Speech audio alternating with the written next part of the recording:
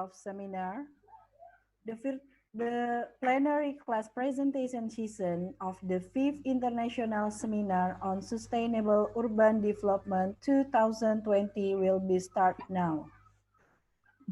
Please allow me to remind you the rule of plenary session.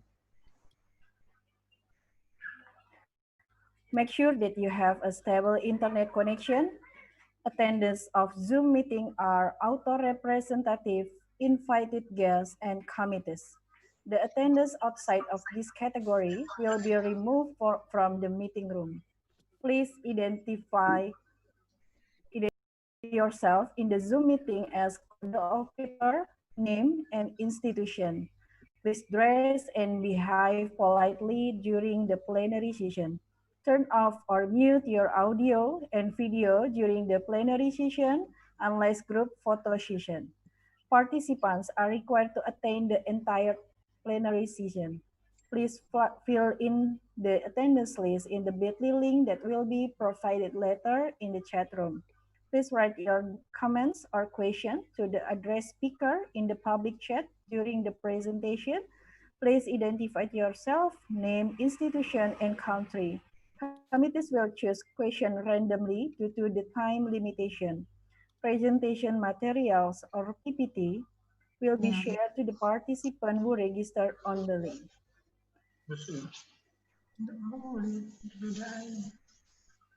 Ladies and gentlemen, please be ready on your screen, and Mrs. Prayang will lead this session as our Master of Ceremony. To Mrs. Prayang, time is yours. Thank you. Well, thank you so much for Mrs. Kiki for the opportunity. Bismillahirrahmanirrahim. Assalamualaikum warahmatullahi wabarakatuh.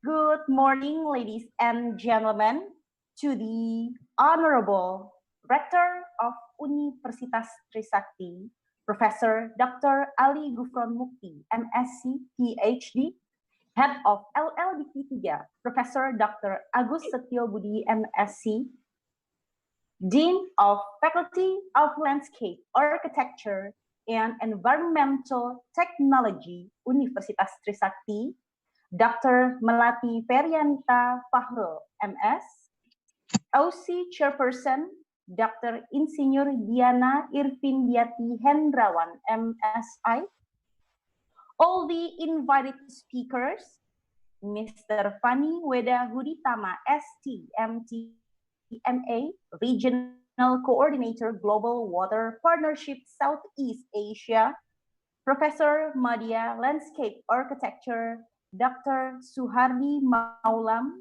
Dean of Faculty, Design and Architecture, University Putra, Malaysia, Mr. Jaswant Singh, Institute for Spatial Planning and Environment Research, or ISPER, Professor Dr. Karim Hassan Alwan, Center of Urban Regional Planning, University of Baghdad, the moderator, Insinyur Rustam Hakim Manan, MT, PhD, as Associate Professor of Landscape Architecture, PLTL Universitas Trisakti, and to all honorable participants, the Faculty of Landscape Architecture and Environmental Technology, Universitas Trisakti, Jakarta, Indonesia, proudly presents the 5th International Seminar on Sustainable Urban Development, ISoSUD 2020.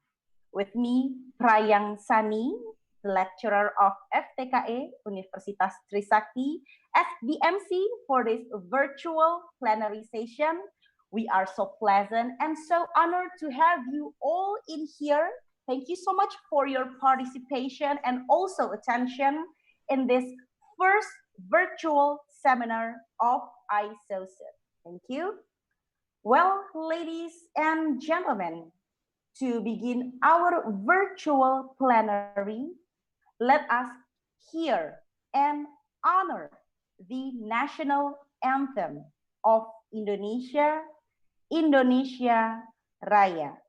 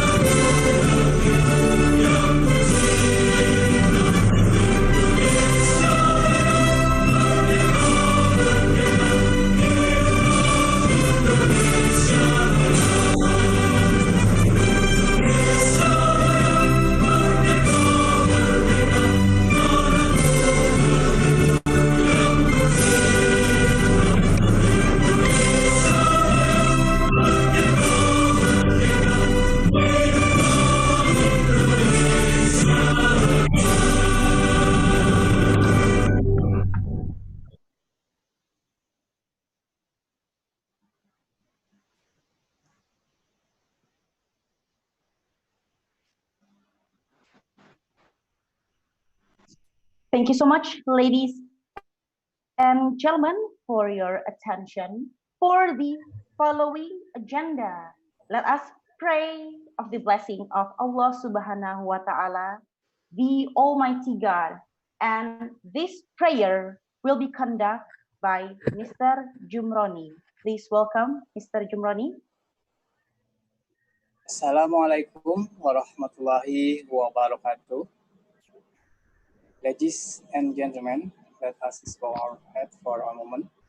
Pray to God, Allah Subhanahu wa Ta'ala, so that our international seminar can be precious to all of us. I will be lead this prayer based on the teaching of Islam, and those who are not Muslim, you are pleased to pray according to each or your belief. Auzubillahi minasyaitonirrajim. Bismillahirrahmanirrahim. Alhamdulillahi rabbil alamin. Hamdan yu'afini amahu wa yukafi mazidah. Ya Rabbana lakal hamdu kama yanbaghi li jalali wajhikal karim wa azimi sultani. Allahumma inna nas'aluka salamatan fid din wa afiatan fil jasadi wa ziyadatan fil ilmi wa barakatan fil rizki wa taubatan qablal maut wa rahmatan indal maut wa magfiratan ba'dal maut. Allahumma gfir lana wa li walidayna walil muslimina wal muslimat wal muslimina wal mu'minat al ahya'i minhum wal amwat. Innaka sami'un qaribun mujib da'wa ya qaribal hajah. Rabbana atina fid dunya hasanah wa fil akhirati hasanah wa qina azabannar. Subhana rabbika rabbil izzati amma yasifun wa salamun alal mursalin walhamdulillahi rabbil alamin. Amin, amin, amin ya rabbal alamin. Wassalamualaikum warahmatullahi wabarakatuh. Thank you. Waalaikumsalam warahmatullahi wabarakatuh. Thank you so much, Mr. Jumroni, for conduct this prayer today. Ladies and gentlemen, for the following agenda is report of seminar by OC Chairperson. So please welcome for Dr. Insinyur Diana Irvindiati Hendrawan, MSI. Please welcome Dr. Diana, time is yours. Bismillahirrahmanirrahim. Assalamualaikum warahmatullahi wabarakatuh. Good morning, the Honorable Head of Regional Higher Education Service Institute 3, Professor Dr. Agus Setio Budi MSc, Rector of Universitas Trisakti, Professor Dr. Ali Gufron Mukti MSc PhD, Dean of Faculty Landscape Architecture and Environmental Technology, Dr. Melati Ferianita Fahrul MS, all Dean of Universitas Trisakti, invited speakers, co-hosts, seminar participants. Thank you for your participation. The International Seminar on Sustainable Urban Development, or ISoSUD, is an international seminar series organized by the Faculty of Landscape Architecture and Environmental Technology, Universitas Trisakti. This seminar aims to facilitate the academics to publish their research findings in order to increase their expertise as researchers. In addition, through these international seminars, participants can exchange information so that they will be able to add insight and maturity to scientific thinking. This seminar is held once in 3 years with a theme related to the latest issues regarding sustainable urban development. In 2020, the 5th ISoSUD will carry the theme, the Sustainable Development Goals, Innovation in Environmental Sustainability for Better World. This year, the seminar was held together with 11 higher education institutions as co-hosts and supported by the Indonesia Society of Sanitary and Environmental Engineers, Indonesian Environmental Engineering Cooperation Agency, and Global Water Partnership Southeast Asia.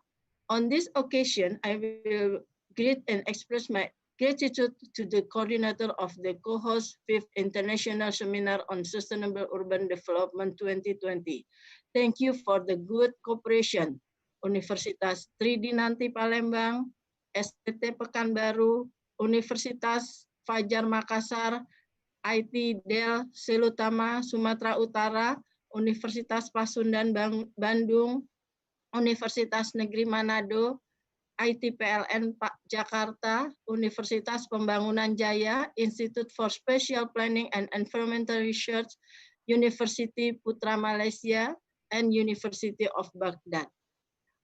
With this collaboration, there will be a growing network of cooperation for other fields.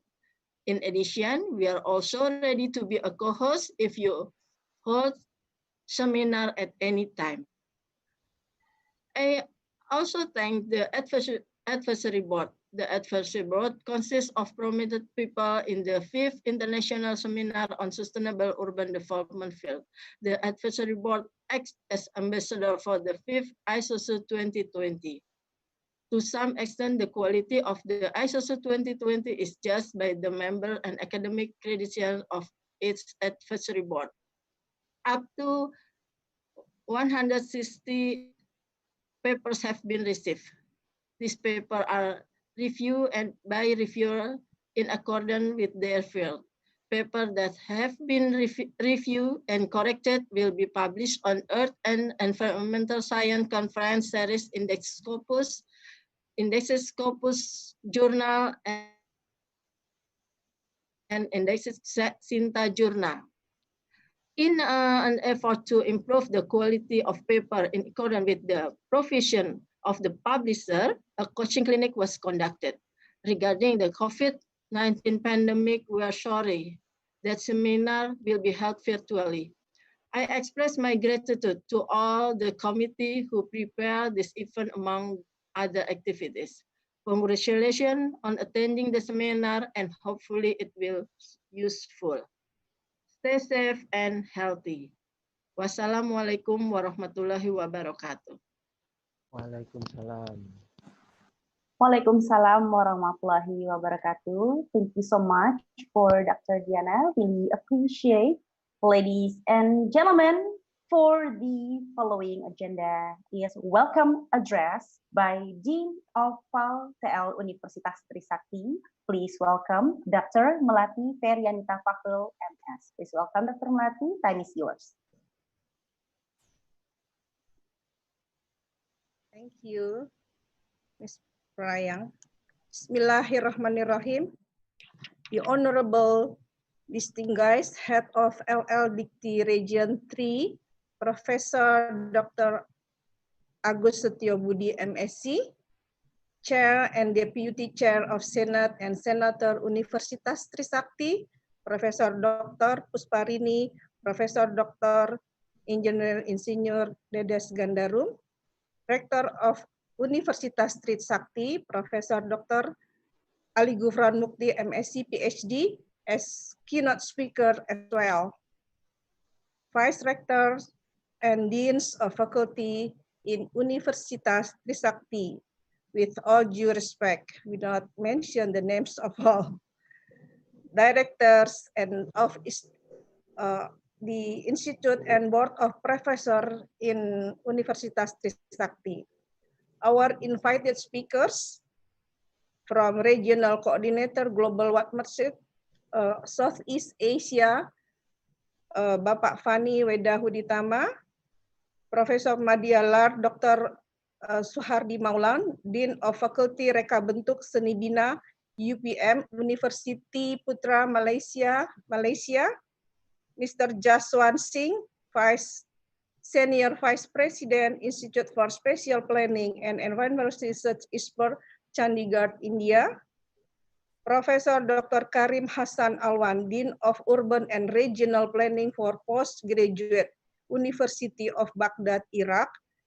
And our advisory board, Mr. Surjit Singh from ISPER, General Secretary of ISPER, and Professor Hadi Nur, PhD from UTM, Professor Hazairin Samaullah from University of Tridinanti, Professor Ade Gafar Abdullah from Universitas Pendidikan Indonesia, Bandung, Professor Nada Khalifah, Professor Prayatni Suwondo from ITB, Professor Hefni Effendi from IPB, Institut Pertanian Bogor, and then from Professor Madia Fairuz Sahidan, University Malaysia. Also our co-host of this seminar, as Chair mentioned before.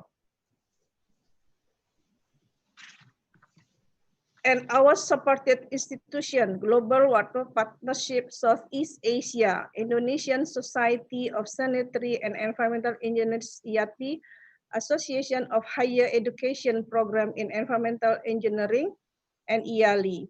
Also lecturers and researchers, students, and all speakers and guests. Assalamualaikum warahmatullahi wabarakatuh. Very good morning. Praise to Allah the Almighty for all His blessing, where today we could all gather here in order to attend the 5th International on Sustainable Urban Development, we call 5th ISoSUD 2020, held by our Faculty of Landscape Architecture and Environmental Technology, Universitas Trisakti. This year, the seminar theme is Innovation in Environmental Sustainability for Better World. I would like to offer our very warm welcome to our distinguished guests. Today is very blessed day for all of us, and it is my privilege to welcome all you to faculty. We are very honored by your presence in our faculty here, scholars and researchers in partnership with government, industry, and non-profit organization develop cutting-edge knowledge and innovation for our future society by virtual mode.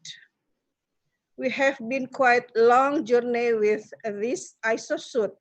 We initiated this seminar since 15 years ago, held every 3 years by our faculty. At this moment, the 5th, I think, is very special event. We still have it even in the time of COVID-19 pandemic, which hit all over the world. But the enthusiasm we all here never recede to keeping working, giving and sharing knowledge from the research results of lecturers and researchers who present from various places from different parts of the world. Every event we hold, there is always a significant change, both in number of papers, the numbers of cohorts, the publication models as well, with the themes that we praise based on the latest environmental issues. Ladies and gentlemen, it is high time to such an event took place to highlight the remarkable contribution which environmental aspect make in so areas in our lives. A glance to the list of presentation plan for this seminar reveals the good impact for our environment.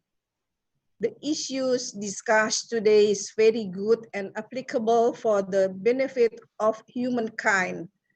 There is great demand for a new innovations. Countries are not simply passive recipients of technology created and shared by their development partners. On the contrary, many countries have acquired high levels of expertise in environmental science and technology.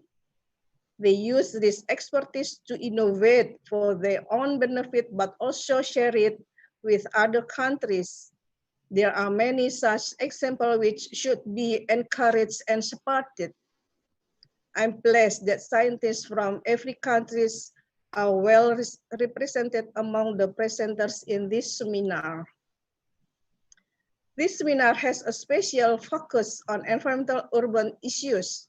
We help countries to build up a solid body of well-trained specialists and environmental technology who can pass on their expertise to future generations.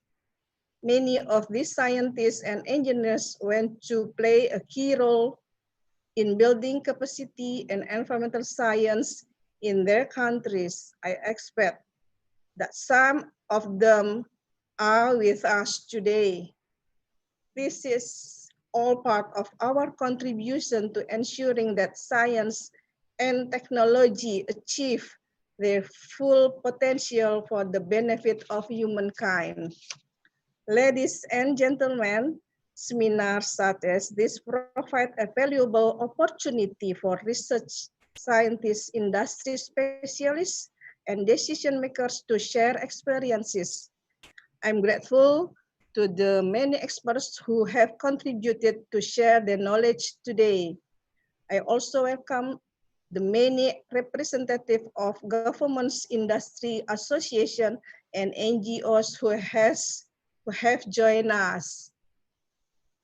As Dean of Faculty of Landscape Architecture and Environmental Technology, Universitas Trisakti, I would like to congratulate steering committee and organizing committee for their tremendous effort in organizing the seminar in different conditions right now, like COVID-19 pandemic now. I hope that the seminar will accomplish all its aims. Once again, I'm honored to welcome you to our seminar and wish that all us participating will be more helpful and enriched at the end of encounter. I'm sure you will have fruitful and rewarding exchanges in this seminar. I wish you every success with important seminar and I look forward to learning about the outcome. Thank you and stay healthy. Wassalamualaikum warahmatullahi wabarakatuh. Waalaikumsalam warahmatullahi wabarakatuh. Thank you so much for Dr. Melati for the welcome address. Well, ladies and gentlemen, for the following agenda is welcome message by Head of LLDP Region 3, Professor Dr. Agus Setio Budi, MSc. For Professor Agus, please welcome and time is yours. Thank you, Ms. Prayang. Bismillahirrahmanirrahim. The Honorable Professor Ali Gufron Mukti, Rector Universitas Trisakti Jakarta, and this morning also as keynote speaker for this conference. The Excellencies Bapak Fani Weda Huditama, MTMA, Regional Coordinator Global Water Partnership Southeast Asia, yang berhormat Profesor Madya Dr. Suhardi Maulam, Dean Fakulti Reka Bentuk Seni Bina daripada University Putra Malaysia, distinguished guest Profesor Karim Hassan Alwan, Center of Urban Regional Planning, University of Baghdad, and Mr. Jafar Singh, Institute for Spatial Planning and Environment Research, participants, ladies and gentlemen, Assalamualaikum warahmatullahi wabarakatuh. Peace be upon you. Good morning, and we are delighted to welcome you. First of all, I would like to thank to the committee, especially Dean of the Faculty of Landscape, Architecture and Environmental Technology, Universitas Trisakti, to give the speech in the 5th International Seminar on Sustainable Urban Development 2020. In the era of new normal, Universitas Trisakti is proved to be more productive, more creative, and innovating. Seminars such as this provide a valuable opportunity to share and discuss common interests and ideal academic platform for researchers, scientists, engineers, and practitioners to present their latest research results, ideas, development, application, and implementation in all areas of sustainable urban development, which put emphasis but not limited to urban environmental management and environmental technology. I'm grateful to many experts who have come to share their knowledge today. I'm sure you will have rewarding in the conference today. I wish you every success with this important conference, and I look forward to learning about the outcome. Thank you for your presence and participation, and you are the very important part of the conference success. Thank you and enjoy the conference. Wassalamualaikum warahmatullahi wabarakatuh. Waalaikumsalam. Waalaikumsalam warahmatullahi wabarakatuh. Well, thank you so much, Professor Agus, for the welcome message.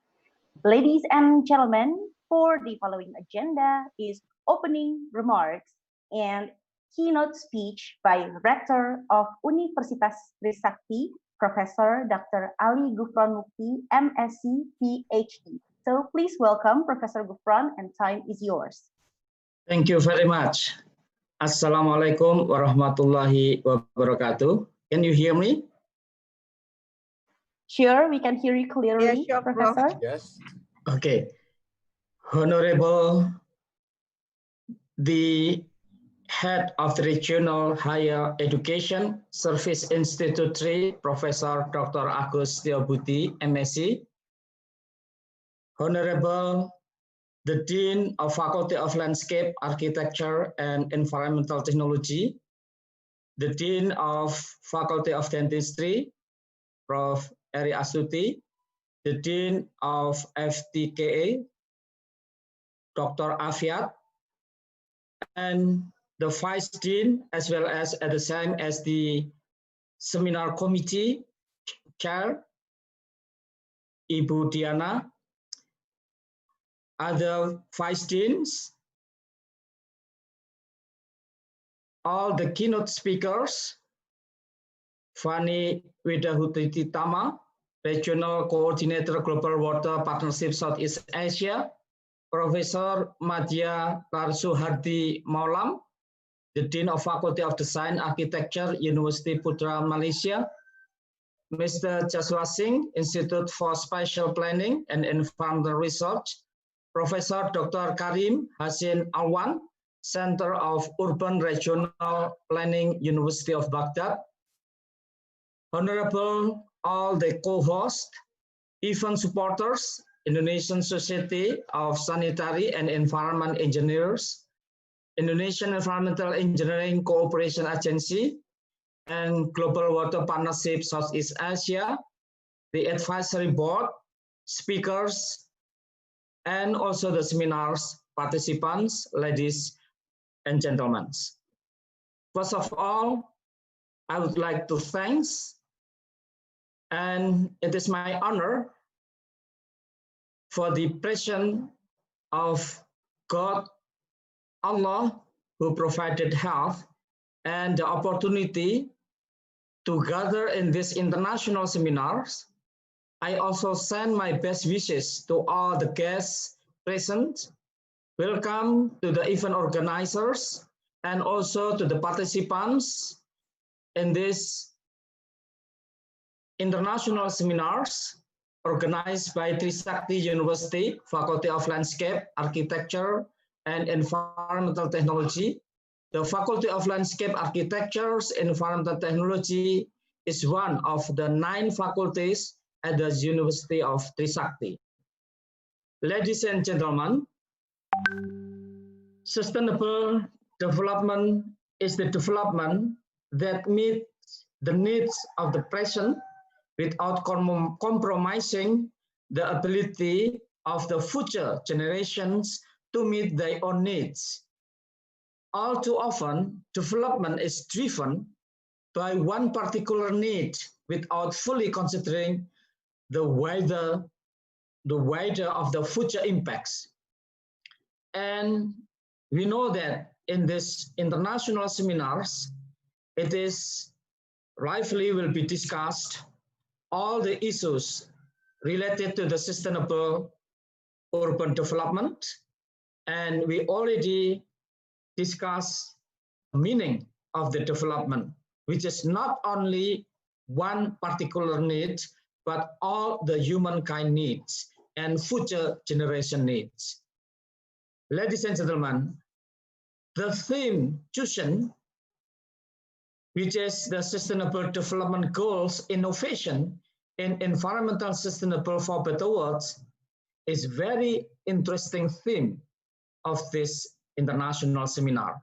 And also it is really appropriate because it is not only looking for the model and discussion related to sustainable development goals, but also encouraging in discussing about innovations in sustainable environment for shaping better world.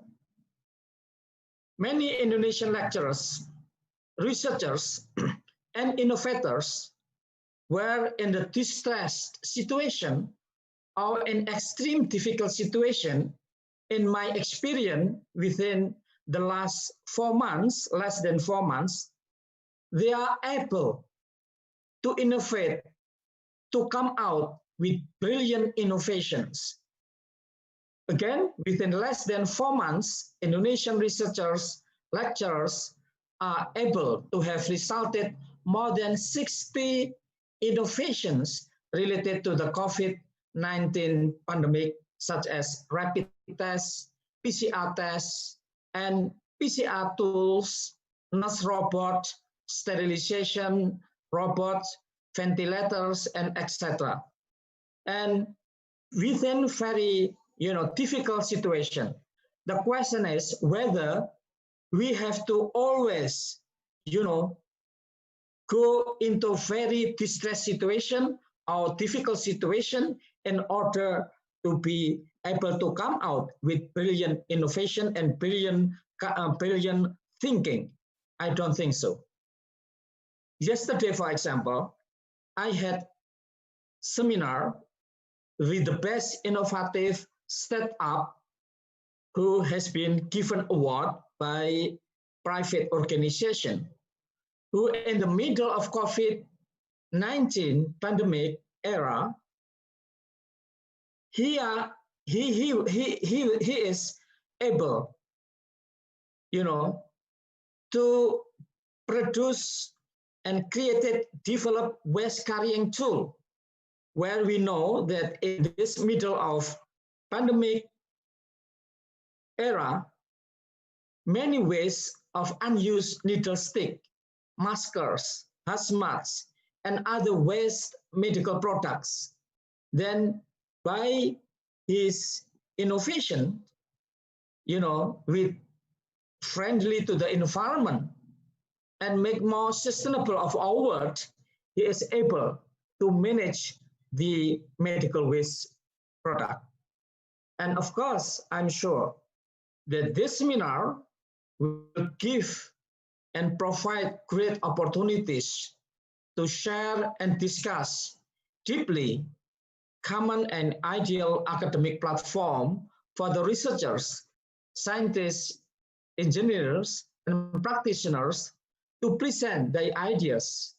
The Dean, Ibu Melati, already mentions many presentations, publications. This is really amazing. Of course, we hope that not only ideal academic platform, but also the ideas, the development, application, and the latest research results related to the areas of sustainable urban development can be shared, can be published, and not only that, but can be implemented in our world, and this can shape better world. And again, this theme really very nice, and I like that, not only because now I'm also responsible for the research and innovation, but the term Sustainable Development Goals innovation in environmental sustainable for better world, meaning that we have to share together, we have to work together. Ladies and gentlemen, I think many of you already understood that when the MDGs was about finished, then the United Nations appointed 3 persons. That 3 persons is the leader from Indonesia, UK, and Liberia. That time in the year around 2012 or 13, then these 3 persons as the co-chairs had to be responsible to draft it, the SGD.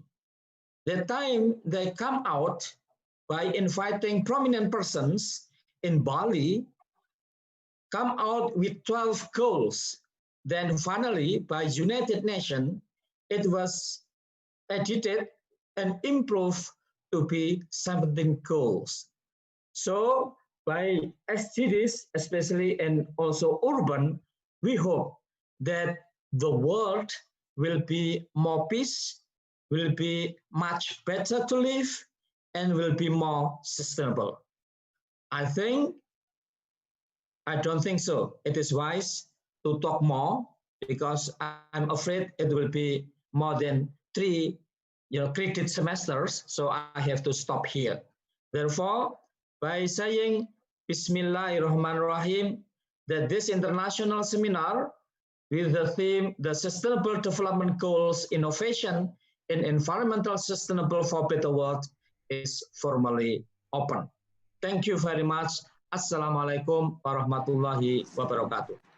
Waalaikumsalam warahmatullahi wabarakatuh. Thank you so much, Professor Gufron, as Director of Universitas Trisakti. We really appreciate that.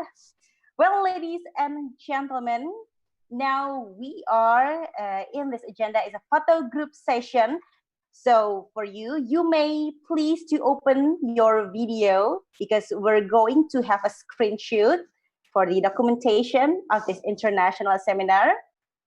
All right, we are about to checking all the participants. Once again, you may open your video. And for this photo group session will be conducted by Mbak Irma.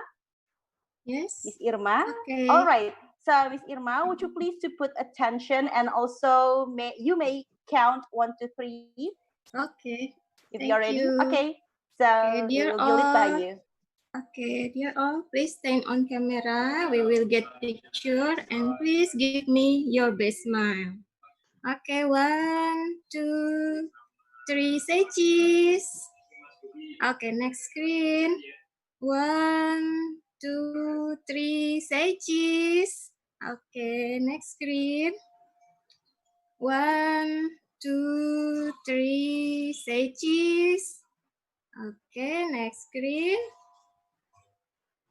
1, 2, 3, say cheese. Okay, next screen. 1, 2, 3, say cheese. Okay, thank you, Miss Brian. Well, thank you so much, Miss Irma, for leading this photo group session. And also thank you so much for the all participants for your cooperation and participation. Well, for the following agenda is presentation that will be led by the invited speakers. They are Mr. Fani Wedahudi Tama, STMTMA, Regional Coordinator, Global Water Partnership Southeast Asia. And then we have Professor Madya, Landscape Architecture, Dr. Suhardi Maulam, Dean of Faculty Design and Architecture, University Putra, Malaysia. Then we have Mr. Jaswant Singh, Institute for Spatial Planning and Environment Research, or SPARE. And then we have Professor Dr. Karim Hassan Alwan, Center of Urban Regional Planning, University of Baghdad, Iraq. And for this presentation, will be led by our moderator. Our moderator is Insinyur Rustam Hakim Manan, MT, PhD. And before we're going to the presentation, please allow me to read the brief curriculum vitae of the moderator.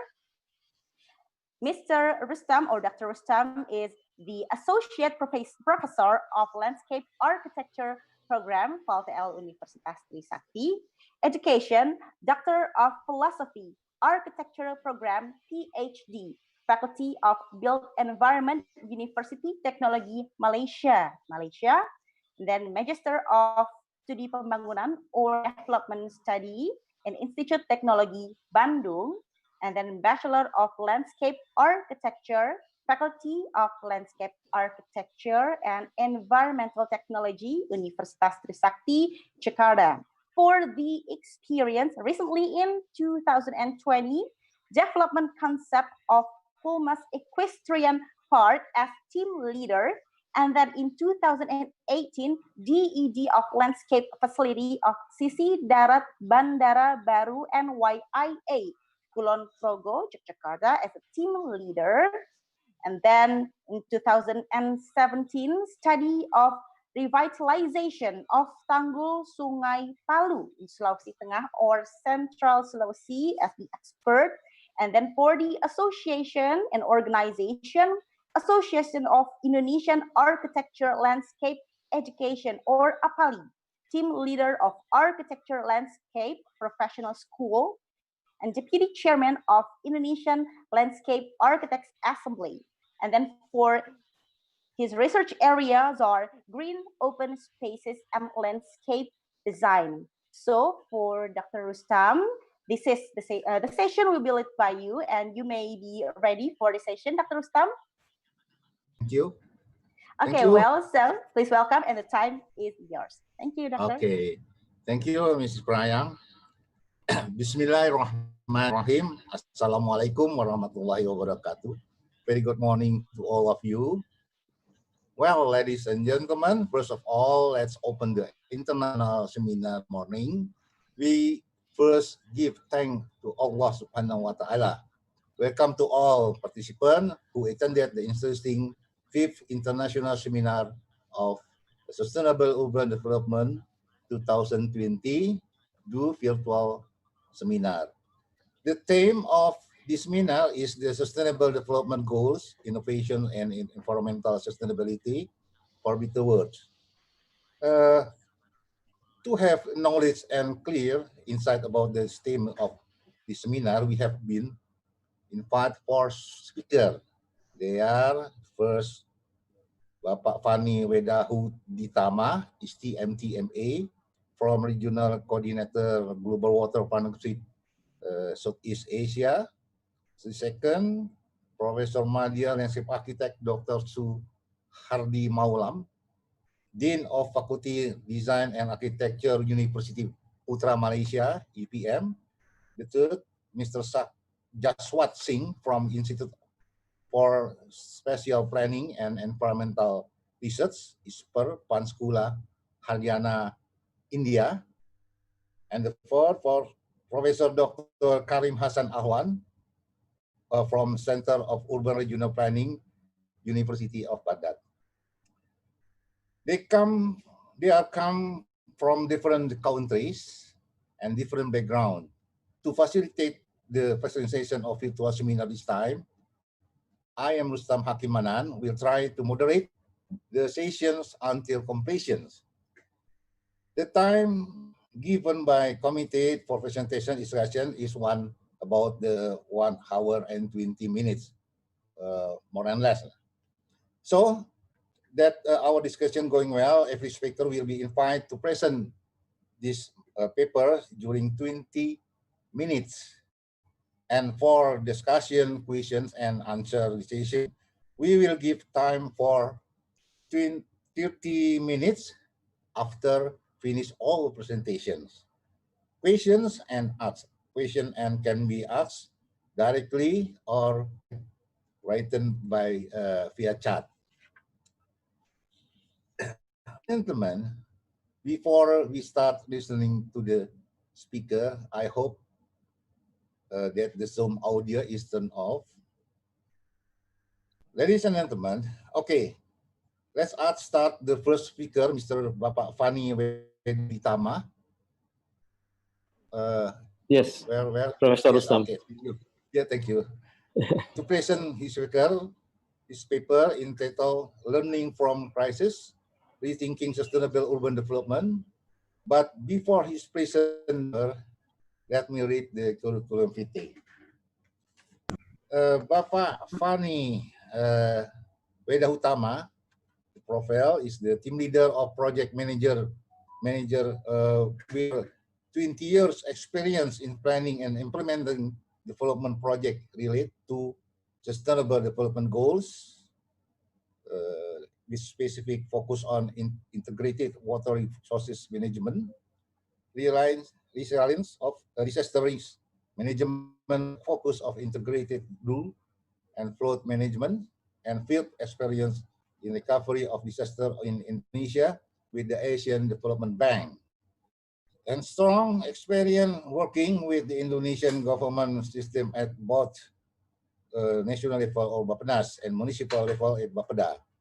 Indonesian national international experience and good knowledge of Surabaya, socio-economic and culture context.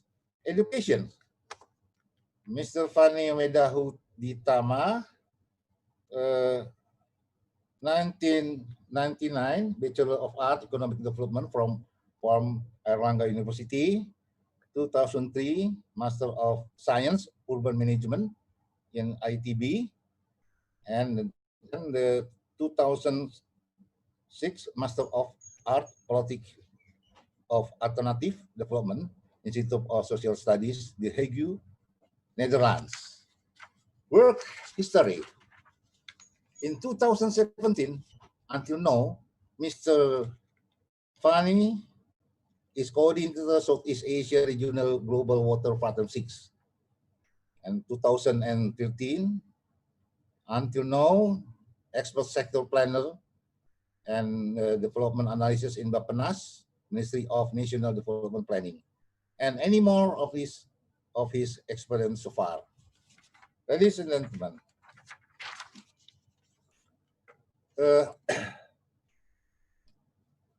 Mr. Fani, whether the presentation will be operated alone or assisted by the committee? Hello? Alone? The operate. Yeah, I will share my screen if allowed, Professor Rustam. Can I share my own screen if it's Okay, allowed? okay. Yes. Okay, no Thank you, problem. sir. Yes.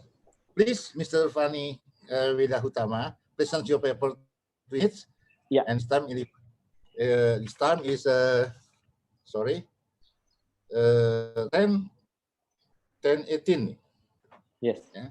And finish, we have to 10:38.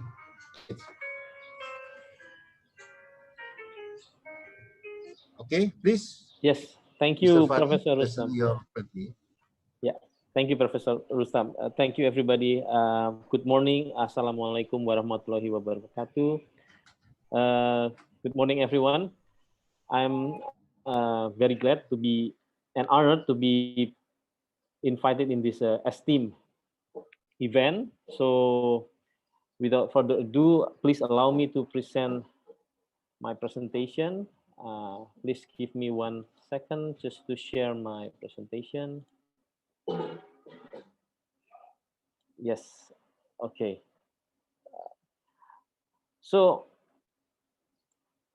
for today's presentation, I have chosen my title for a presentation is learning from crisis, because we are in the crisis situation right now. And based on that learning from crisis, I'm proposing for us to rethink on how we approach and implement sustainable urban development. So let me go next.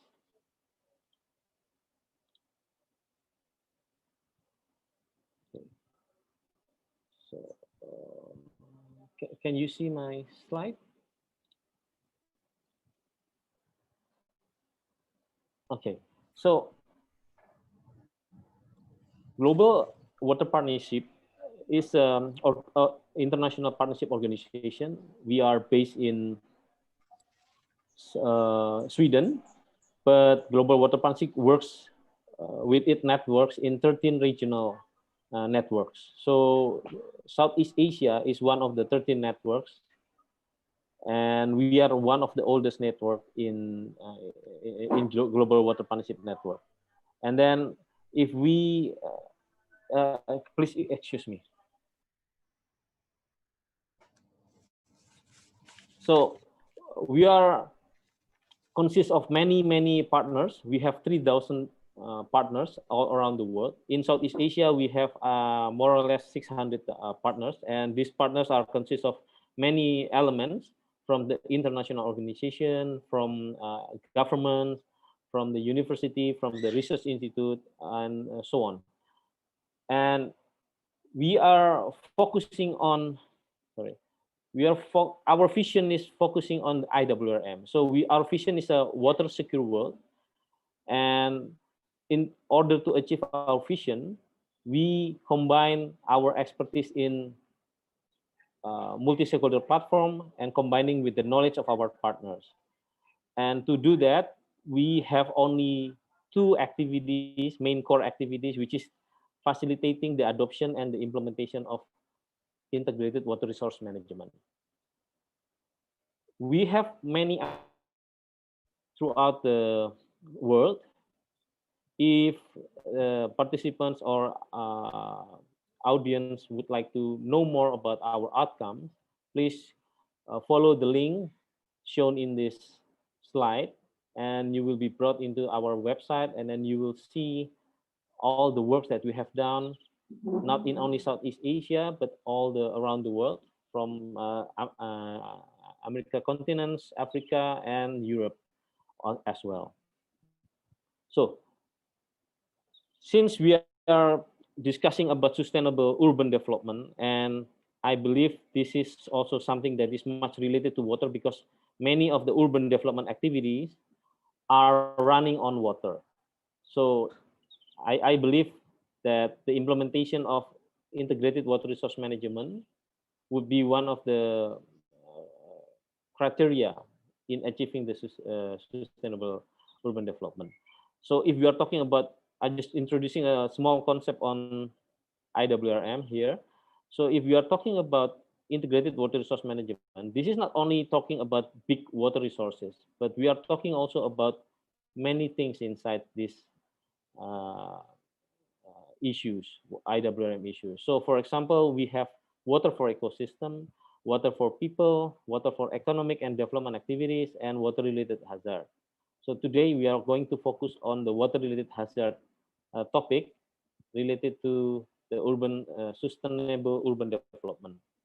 So this is just to give some understanding about what IWRM is. What is the heart of our work of GWP? Because many of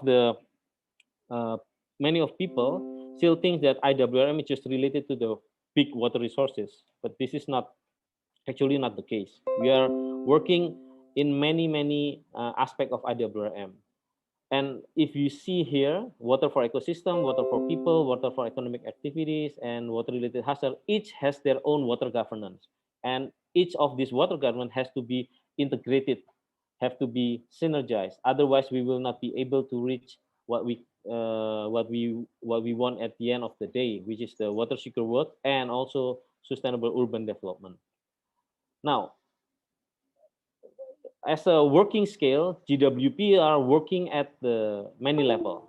We are working at many levels. So first at the global level, this is something that we do also at the global level, and then at the regional level, like Southeast Asia is one of the region, and then also at the national level. In some cases, we are also helping at the subnational level. So we had also the opportunity also to work with one of the river basin group in East Java. This is also something where what we can do at the subnational level.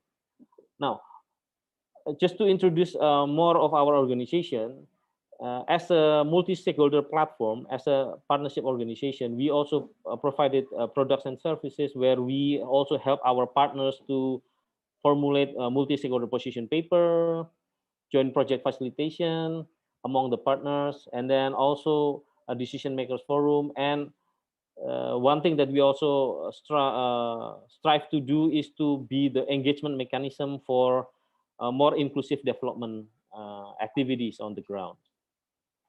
So this is also one of the example of what we have done to help to achieve one of the mission, I believe, of sustainable urban development. This is our multi-stakeholder position paper that we have developed in collaboration with UNICEF and Water and Sanitation Network and Center for Regulation, Policy and Governance. So we produced this and we presented this multi-stakeholder position paper. For this multi-stakeholder position paper is on the water resources law, the new water resources law, and specific focusing and discussing on the contribution of the community-based program. So this was well accepted by the decision makers, and we also managed to influence and change some of the articles within the water resources law. So this is something that we do and with all partners that we have to influence decision maker and to help the government to achieve more in an inclusive way. Now, let me start the focus of my presentation. As we are now in the pandemic situation, this is also considered as a crisis, a biological disaster, I believe. And we need to learn a lot from many of the crises that we have already experienced. But the problem is that some of our problem, first it was just a problem, but then it became classical problem because we don't learn from what we have experienced through the crisis, and we don't apply what we learned. So then from problem become classical problem. This is actually should not be happening, because if you have a classical problem, that means nothing has been done on that problem. Nothing has been done to address that problem. So the problem become classical, the problem become complicated, and the problem become too late to address. This is sometimes happen. And in the pandemic situation right now, we learn a lot that it makes the problem much worse. So the message that I would like to present here through this slide is that we should never let a crisis go to waste. We need to learn and apply as much as we can from it. And then once we learn, we can move on from the problem that we used to have. Now we address the problem. We can have a new problem. New problem is good because then that means we grow. But if we stay on the same problem, this is something that we don't want. Now let's see what we know after we have several disaster or several crises. So we learn, especially with this pandemic situation, we learn that the worst can happen, and it is going to happen again in some time, hopefully not in the near time. But we learned that in 1920s we have this also kind of pandemic, Spanish flu, and then now after 100 years it happens again. But along the way, along this duration of 100 years, we also have the tsunami, we have also mega flood in Thailand, we have drought in Timor-Leste and Cambodia. So a lot of things has happened, and again the problem is that have we learned something from it?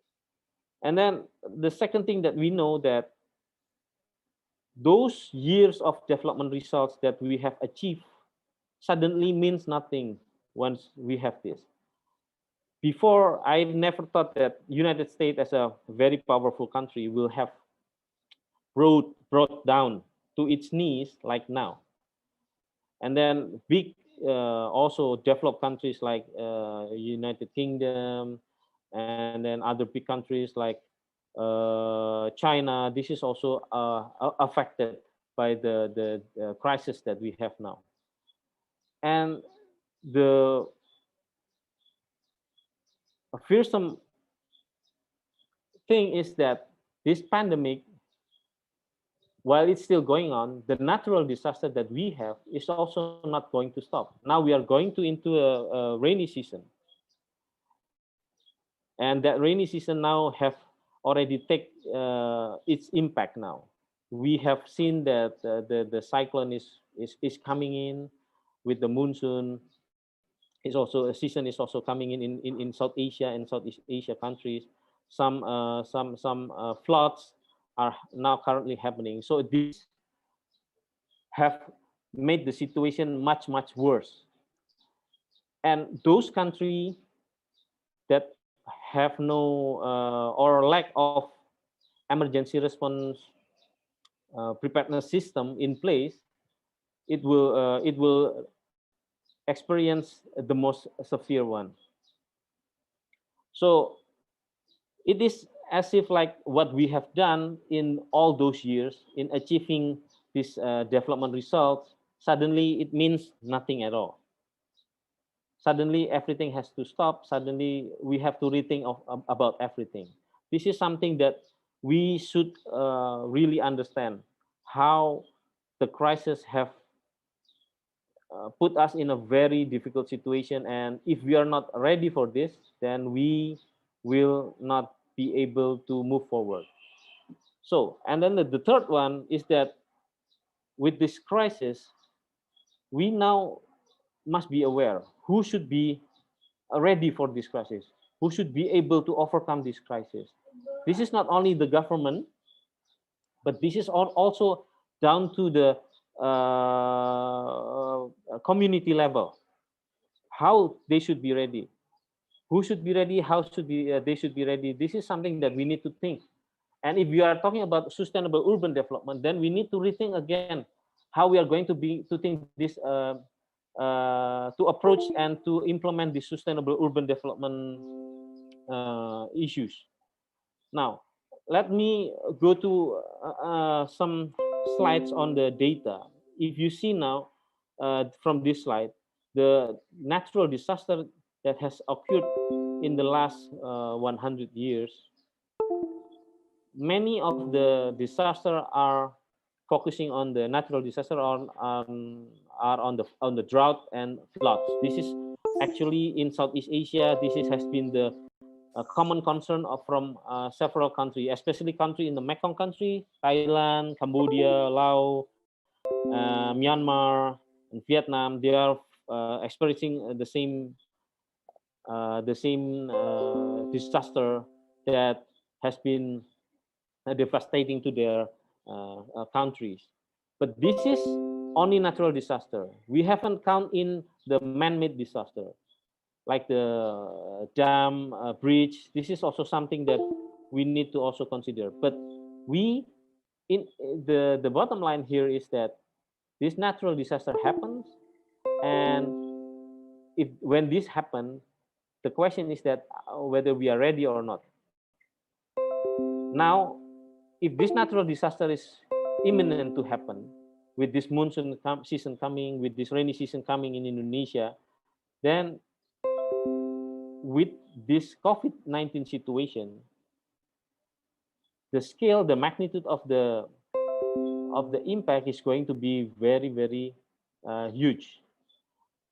The UNDP brief document has mentioned that with this crisis situation, the poverty has increased 40 to 60 million people. And then gender equality has also tumbled, because we know with this lockdown and situation, the gender equality has been faced with a new, not new, but a lot of challenges. For example, the domestic violence in the household, this is also increasing. So this is something that we need to understand. Education also the same. Nearly 1.2 billion learners are affected by school closures. Not many children can go to school right now. They have to learn from home. My son is now also learn from home. This is also something, a challenge for them, for their social knowledge. Also, this is going to impact them in the next futures. And then the social protection, lack of adequate protection, this is also something that we are going to face, and we are already facing right now. And but it's going to we face is the magnitude that we are going to face is going to be bigger and bigger if we don't do anything about this. The same with the jobs, remittance, trade, commodities, food insecurity, and tourism. These are all will be impacted. So the question now, for if we are going to discuss about sustainable urban development, is that the focus is that are we going to approach this sustainable urban development based on the potencies only, or we are going to balance it a bit and see on the risk side?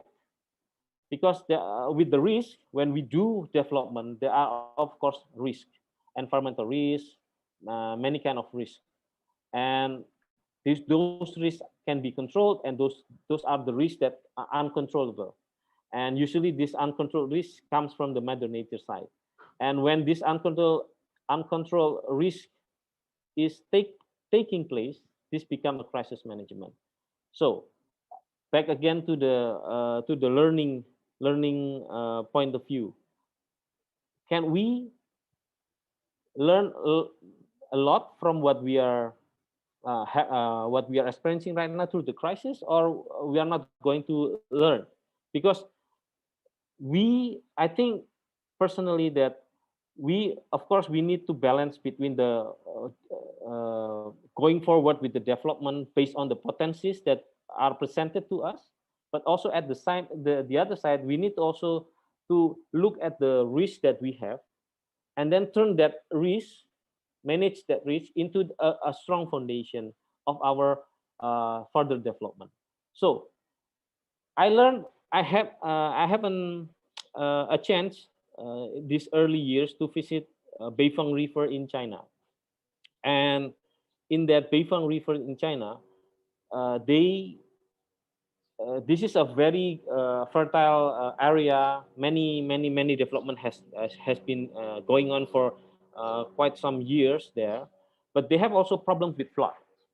So what the government of China, the government of the China was doing there in the Beifang River is that they work together with the community, and then they develop this flood prevention management program, where they involve all the community, and then they build the warehouse along the river. They build these places for gravel.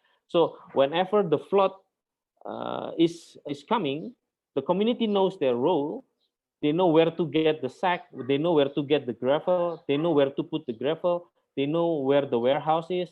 They know how to store their equipment once the flood is finished. So this is an example, a very good example, where the community and the local government has learned a lot from the crisis, and they know they cannot control the mother nature and they cannot control the flood. So instead of trying to control the flood, they decide to live with flood. So in order to live with flood, in order to be able to sustain their development within that area, what they do is they learn from the crisis, they apply what they learn, and they come up with the flood prevention program. And this is something actually that has to be the foundation of our other development. We need to have a strong foundation, and then build upon that foundation are all development of sectors. So this is going to be my last slide. So in order to have a sustainable urban development, we need to have a strong development foundation. If not, then it's like we are building a house on the sand. So once the rain is coming, once the flood is coming, we don't have a strong foundation and everything collapses, and we don't want that. Now, to have a strong foundation means we have to focus on certain sectors. The first is that disaster-proof basic infrastructure, water supply, sanitation, energy, telecommunication, housing. These are basic infrastructure that we need to have. Now we have this basic infrastructure, but is it a disaster-proof basic infrastructure? For example, if an earthquake happens, and then it affect all the piping system of the water operator, water utilities, then can we fix this fast? If we cannot fix this fast, then we cannot deliver the clean water supply to the household or to the industry. So everything will be impacted. So this is also something that we have to learn. Have we, in order to have a strong development foundation, have we built our basic infrastructure in a manner that is going to be a disaster-proof, a crisis-proof? This is something that we need to learn again, and before we move on to do this, all the efforts to achieve the sustainable urban development. So this is one thing. And then disaster risk reduction and emergency response. For example, if floods happen during this COVID situation, how are we going to deal with the evacuation? How are we going to deal with the crowded people that has to be evacuated in one place that is not possible to employ social distancing measures? So these are those kind of things that we need to think about before we move forward. We know now that everybody is very keen to go back to the normal situation. No, not normal, maybe the new normal, but the idea is to build back better. But I personally see that many of the governments around the globe, they are very anxious to go back to build back the economy. But this is something that we have to learn to carefully do in the futures. Are we going to just go back and build our economy, but then forget about the crisis that we just had or we are now having, and forgot to build a strong foundation for this all the activities, development activities that we are going to do? Because once again, if we are going to back, if we want to have a strong economic development, for example, or a good sustainable urban development, then again we need to have the strong foundation in place. And to have that strong foundation in place, we need to employ what we call a no regret investment. No regret investment means that we need to do all the things that very important to build our development foundation, a strong development foundation, and this is including the disaster risk reduction, emergency responses, the basic infrastructure. This we have to spend all of our, not all, but most of our resources to do this first. Once we have settled with this, then we can move on in a sustainable way for other development sectors. And then hopefully at the end of the day, we will achieve this prosperity of the people. But this is something that we need to really think and put priority to have a strong development foundation. Many countries now do not have a strong development foundation. For example, just a very simple one, like universal access for water and sanitation. Not every country have 100%. Even in, if I may say, in Indonesia, now we only have, I don't know, around 85% of access to clean water. And this is something that we need to think about. If we are going to have sustainable urban development, first we need to have a strong development foundation, and we need to do it. Actually, this is a long overdue program that we need to do. But since we are now in this situation, now we need to focus more. So once again, my key message here is that before we move on with the other development, and before we move on with the other activity and going with the new jargon now, build back better, we need to have a stronger foundation. And in order to have that stronger foundation, again, the government and the community needs to know what needs to be done first. So if we have this strong development foundation, I think the impact of the coming crisis can be addressed properly and can be buffered. So I think this will be the end of my presentation, and I just want to have one message here, that to have a strong foundation, this is very imminent, this is very important. If this is going to be day one or one day, this is our call. So I hope everybody can see this as a day one and then try to move forward, because we don't have time.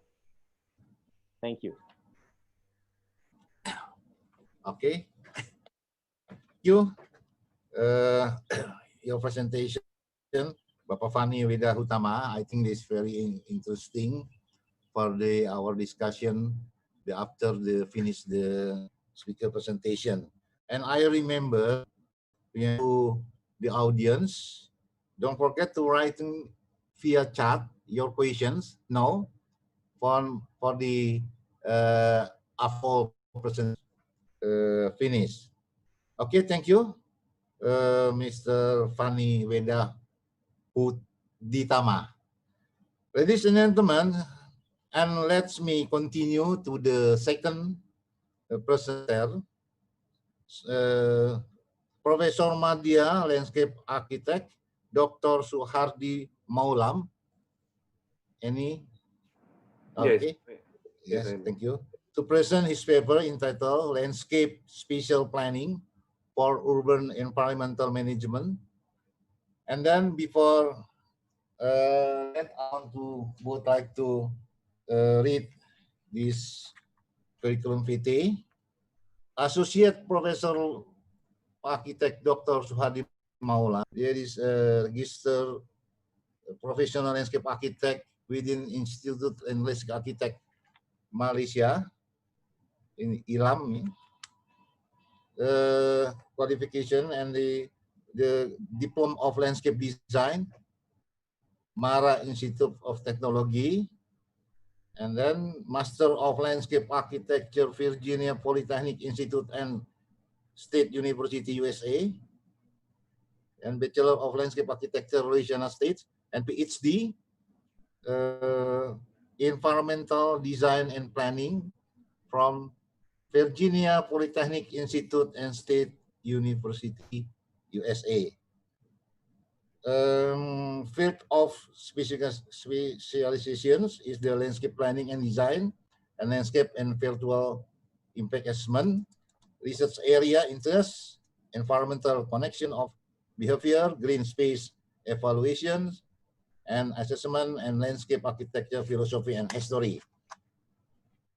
And then Mr. Suhardi is supervised as 3 student and 3 PhD student, and he's the first supervising 3 MSc and 3 PhD. And besides teaching and research activity, Prof. Suhardi also involved the consultancy work. More is consultant for to Kilang Valley, visual impact assessment for light seats, and etc. Mr. Suhardi, Professor Suhardi is currently the editor of chief of CIPTA, International Journal of Sustainable Tropical Research Design and Practice, and is also an active member of Institute of Landscape Architect Malaysia ILAM, having served ILAM as a council member, honorary secretary, and vice president. Don't forget, he is a dean of faculty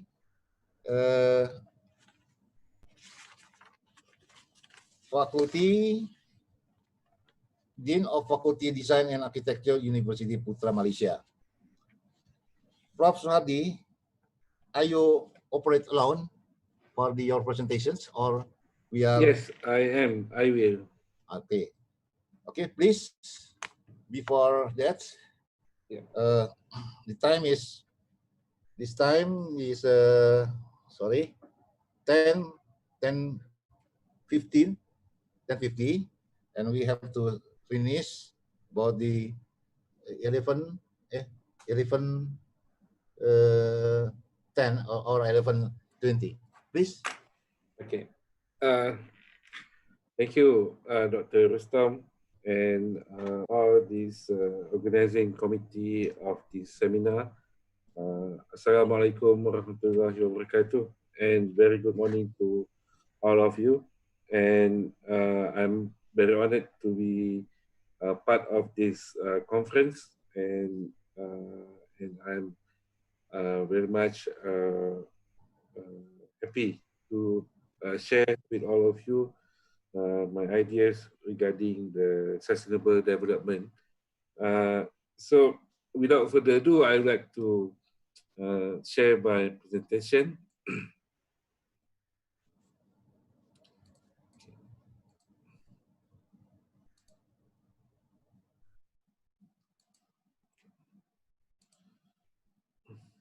Okay, I'm going to talk about the landscape spatial planning for urban environmental management. I think this is kind of the topics that quite dear to many landscape architects all around the world regarding the landscape planning. It's kind of the planning and designs solution to the environmental or urban issue problem, and maybe can also solve the problem regarding to the waters or crisis that have been presented by the first presenter before. Okay, urban environment, as usual, we try to understand it is the urban areas that revolve around the cities, and most of inhabitants actually work on the non-agriculture sector. And usually we associate urban areas as developed, meaning there is more human structures and infrastructures rather than the greeneries. And urban areas usually can be referred to town, cities, and urban. So this is just to recall back what is the urban environment for all of us, all right? So since I'm from Malaysia, this is the pictures about pictures of Kuala Lumpur, the capital city of Malaysia, with the KL Twin Towers. You can see there is stark differences between the developed areas as well as the traditional areas or the urban villages that have been dissected by the highways in these particular images. Okay, so one of the issues that have been talking a lot regarding the urban areas actually is the growth right?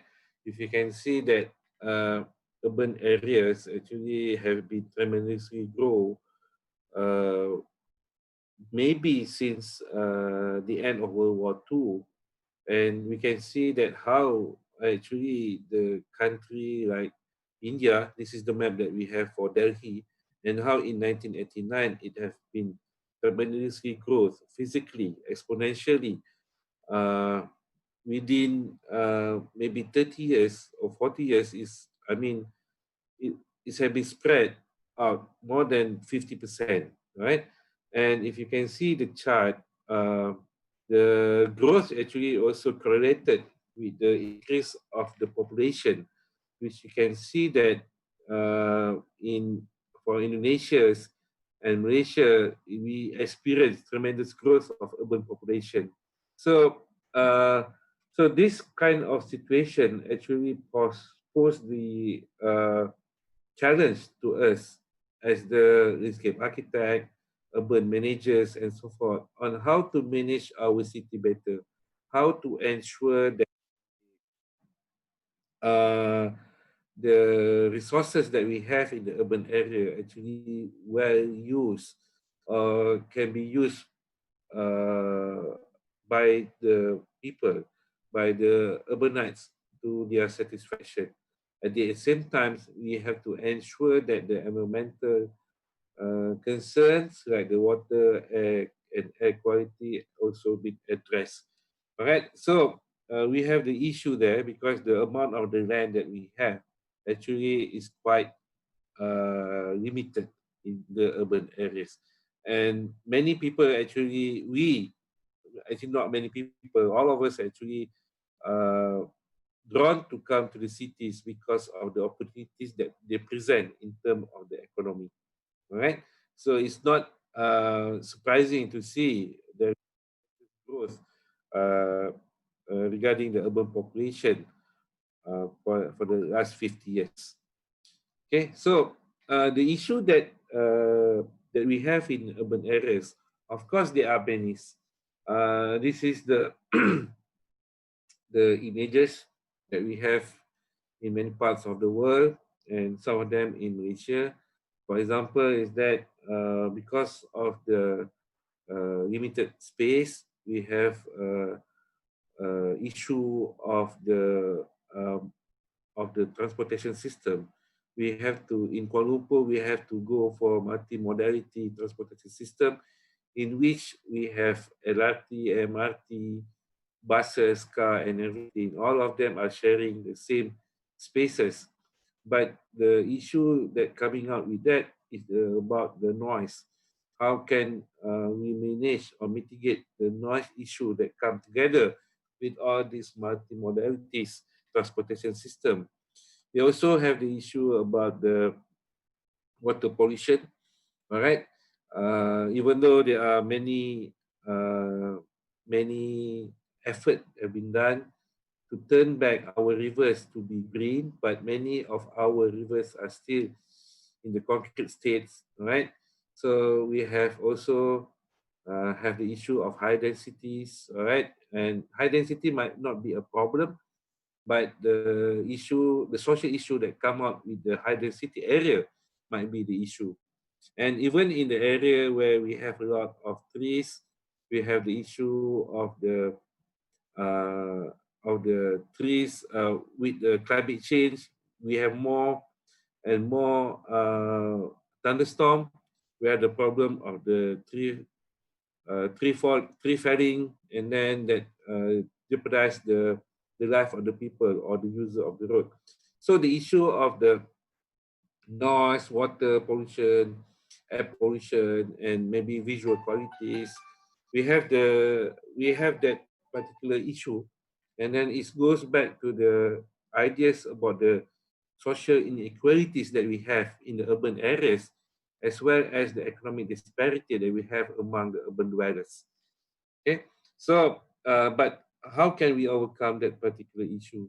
So the impact that we always ask regarding the urban areas of urban landscape actually is that how can we urban dwellers get what we want or should from the urban environment? we should get the functional ecosystem services from the landscape that we have.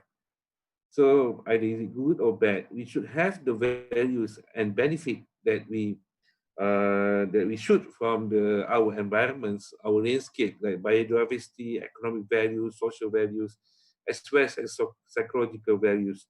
And ecosystem services is one thing that really is important to be measured regarding their function.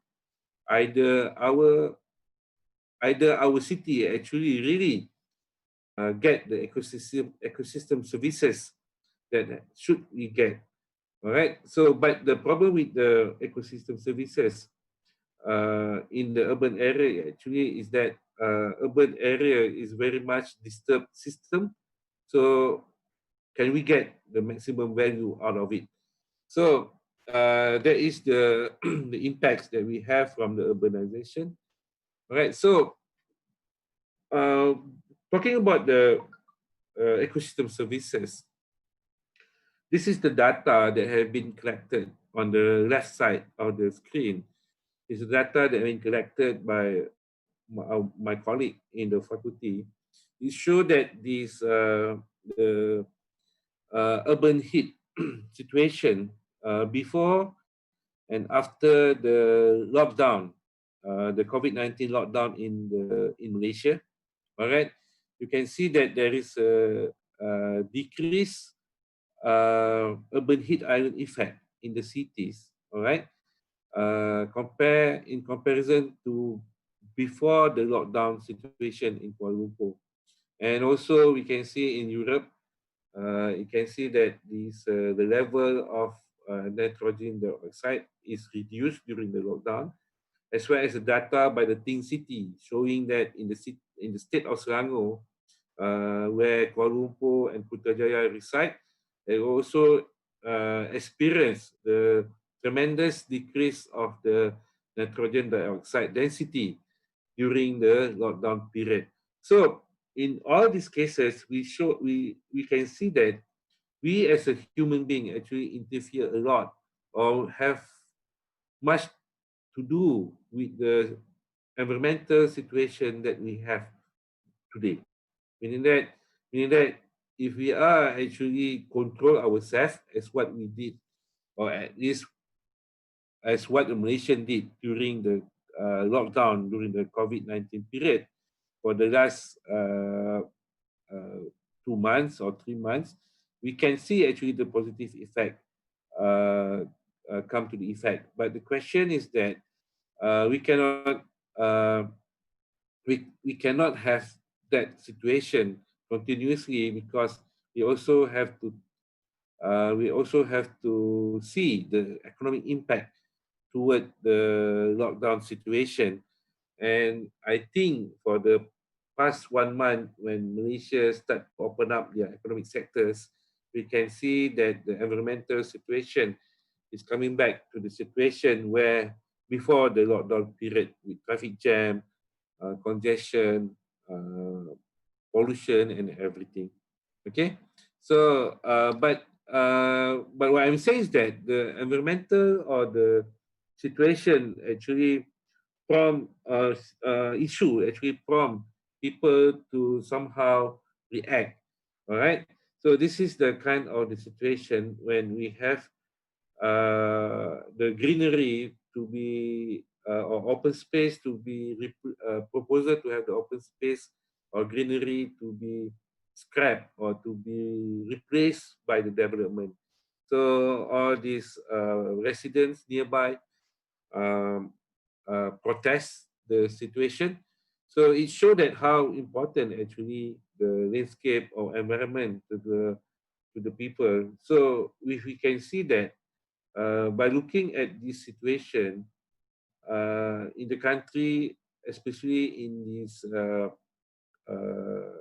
I can say that it's a very young democratic country like Malaysia, to have people protest for not having their park to be demolished is something new.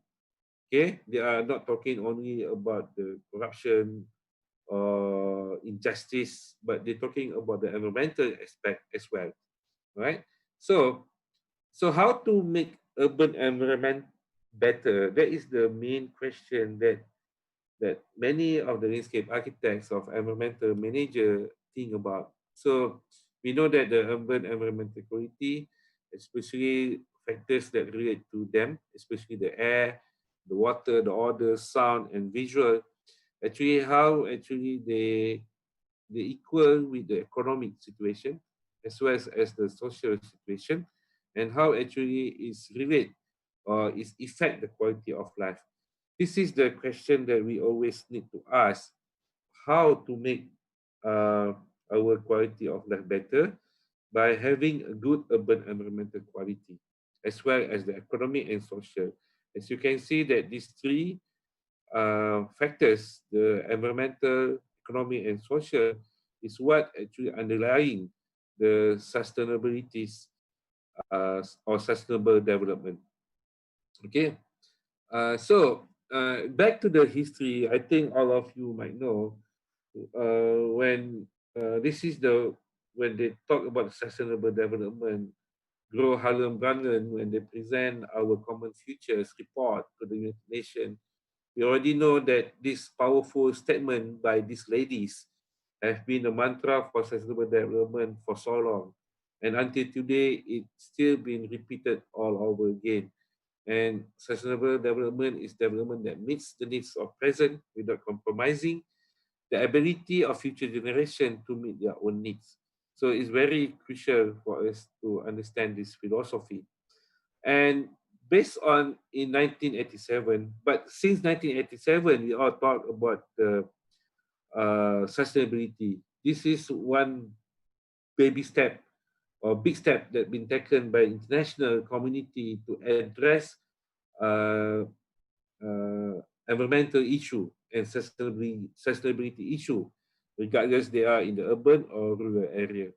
And we move forward or fast forward to 2016, 2017, and this is where we are today. We're talking about the Sustainable Development Goals, all right? And if you can see that in the city, we are most affected by the ideas about sustainable development goal for the clean water and sanitation. All right, something that the first presenter have talked a lot. And industry, innovation, infrastructure. This is something that mostly the landscape architect, engineer are talking about. Sustainable cities and communities, also something that very interest to many of us. The climate action, the life on land, and as well as partnership. All right. So this is the very ideal situation or the very ideal agenda that been put forward by United Nations for all the country in the world to move forward or proactively move forward to the sustainable development. It's kind of this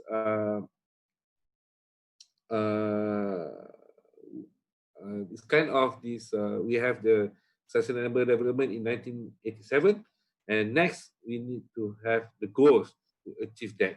I'm not saying that we don't achieve anything since 1987, but sustainable development goal probably give us a new life or new thing to think about to achieve sustainable development goals, right? So, we also, in terms of the urban development, under the United Nations Habitat, we have the new urban agenda.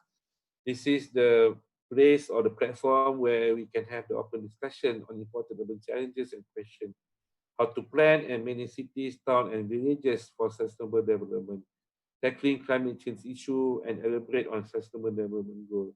We want to make our cities inclusive, safe, resilient, and sustainable. And this is the things that why we are here today, because we want to ensure our urban environment actually sustainable. All right, and but I don't know. Maybe this is maybe my perception or maybe my observation. Since we are talking about the sustainable development goal, not many actually people really talk about the new urban agenda. in which I think new urban agenda is very much important thing that need to be discussed as well when we talk about the sustainable development goals. Okay, so for based on the issue that we have regarding the urban environment, all right, and then the international policies or framework that have been laid out, like sustainable development goal, uh, new urban agenda. This is all the policy things, but the question that always been asked by the landscape architects actually is how are we going to operate at the local level? How are we going to operate at the design and planning level? That is the issue that always come into many landscape architects. We want to contribute uh, to the sustainability, but how are we going to operate it? So not only the landscape architect, but also planners, architects, social scientists, and everything. But for the planners or the landscape architects, probably for me, I posit the ideas that we need to recognize urban landscape as a spaces, not just greenery plants and landform. Our landscape at this particular moment, uh, I'm not sure if that hold true in Indonesia or any other parts of the world, but in Malaysia, sadly to say that sometimes people always relate landscape something that just for the plants, landforms, and not anything green. But it has to be more than that. For me, that is why it is very important to recognize urban landscape as a space. And once it's become a space, we need to create or to make a meaning out of the urban landscape. We need to make our urban landscape from a space to a place, from a greenery to a place. So when we're talking about the place, it actually we are injecting meaning to our urban landscape. And therefore, a place that is regarded as important for their environmental values, for their social values and needs, and also for their economic enhancement. So it's very crucial. But how? I pinpoint to the ideas of Sustainable Development Goal number 17, which is partnership for the goal. We have to ensure that the landscape have been regarded as a space and place, so the community will take care of it. And we need to have a partner to ensure that the landscape actually been taken care of. All right. So this is our urban landscape today. We can see this is some Malaysian images. All right, in the hustle bustles of the Chinatown as well as the Petaling, Bukit Bintang areas, and then the panoramic view of Kuala Lumpur. You can see that this is very much urban scene, all right? And but does this landscape actually provide meaning to the people at large so that can take care of it without relying much more to the government to really take care of it. So the idea of safe sustained landscape is very much important at this particular point. And then this is our urban natural landscape that we have. You can see that many of the development trying actually to have on the left sides our rivers to be like that, and then our parks to be look as natural as possible. And there are many attempt actually uh, by the architects to somehow integrate natures and their designs. All of these things actually to ensure that the greeneries, the natures or the landscape features actually be there.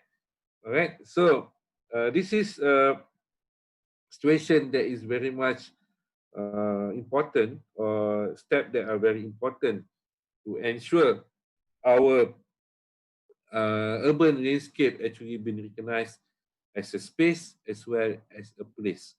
But the issue on urban landscape, actually, the main issue that I found based on my observation and analysis, actually is the fragmentation of urban landscape, meaning that the landscape or the green space that we have actually fragmented. When it fragmented, actually it reduced the landscape spaces. Why is that? Because we have the lack of proper urban landscape planning. And then other than the fragmentation, we also facing the issue of expensive urban land values, in which we always fighting with the development. Which one actually much more important to the human being? Is it the landscape, or is it the land values for the development? And then encroachment of urban natural areas. I'm not sure how it happened in other part of the world, but in Malaysia, whenever we have the urban natural areas, because there are so many people in the urban areas, many of the green space have been encroached for the illegal business activities, illegal factories, and something like that. Even though there's natural area have been gazetted. And the high cost of maintenance for the urban landscape is always there. And we also lack of baseline information on how to tackle the issue regarding the urban landscape. And we also still have the narrow perception about the landscape itself. Okay, so this is the issue of urban landscape that we have. All right. So in order for us to move forward, to ensure that our urban landscape become a space and later become a place, we need to tackle all these issues. Okay, and I just focusing on the fragmentation of urban landscape. Uh, there's a need to patch the fragmentation. All right. So therefore, it's very important actually to do the spatial analysis of urban landscape. We need to understand our urban landscape, and we need to have the baseline information about our urban landscape. So we need to have a good database about the distribution of our urban landscape, the size, the types and the characters of the landscape, the usabilities, the environmental values, the social perception for this particular landscape spaces, the economic evaluation of these green spaces or landscape spaces. And after we have all this data, we can do the cost benefit analysis, and we can also have the life cycle cost analysis to understand how can we move forward in terms of the development for this particular area. So on the middle actually is the map showing the fragmentation of the urban landscape for Kuala Lumpur cities, and you can see that how fragmented actually is the green urban landscape spaces. And of course, we still have the green space here and there, but we actually not really know actually in terms of their possession, then ownership, the type and character, and so forth. And is it good? It is good actually if we can connect all these uh, green spaces or urban landscape spaces to make it more cohesive or more inclusive to the people of the urban areas. All right. So on the right is very simple diagram, but how can we do to actually to patch the fragmentation of the landscape in the urban area. All right. So the challenges that we have actually to overcome to issue regarding the urban landscape, actually, we need to uh, move forward and use technology to assess the landscape spatial quality. Uh, we need to venture more on the geographical information system, remote sensing, database and mapping. We need to have continuous public perception surveys, but it always possess or give us the issue because the ambiguity of the public opinion or the dichotomy of the public opinion can be wide actually. And economic valuation, right? It actually is a two-pronged strategy. It can give us either the landscape can be protected or is it can be developed, right? So, and we also need to adopt and adapt most of the method used by other fields like life cycle costing, understanding the resource economics, all right, and then to understand how actually it benefit the society at large. But most and for all, the difficult part to overcome these challenges actually is the political and bureaucratic willingness uh, to enhance our urban landscape for the betterment of urban environmental quality. So because landscape as the public spaces or public land can always be seen as something that people need for their economic needs, for the survival, and so forth. So that is something that really need to be think about in terms of the political and bureaucratic willingness uh, uh, to enhance our urban landscape. So I just give you the example on how actually the urban landscape can be turned into the very important public spaces and meaningful landscape. One, actually, I think most of you probably know these projects, but for me, it's very fascinating because when Frederick Law Olmsted designed it in late 1800, called it Emerald Necklaces, it's a place where a drainage and a flood control project actually along the Back Bay Ferns. But he managed actually to patch the the fragmentation of open space in the city of Boston by using a linear greenway that link all the green spaces in the cities, and is giving the birth of urban green network. And because of that, it also can be used to include the flood control with the landscape strategy.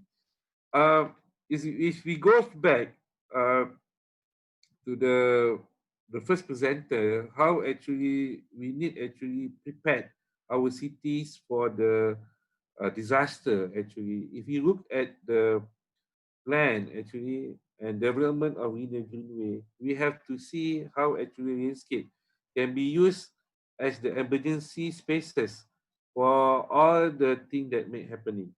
For example, we have to see how the landscape spaces can be used to actually to absorb flood water, to ensure that some of the park can be on the higher ground.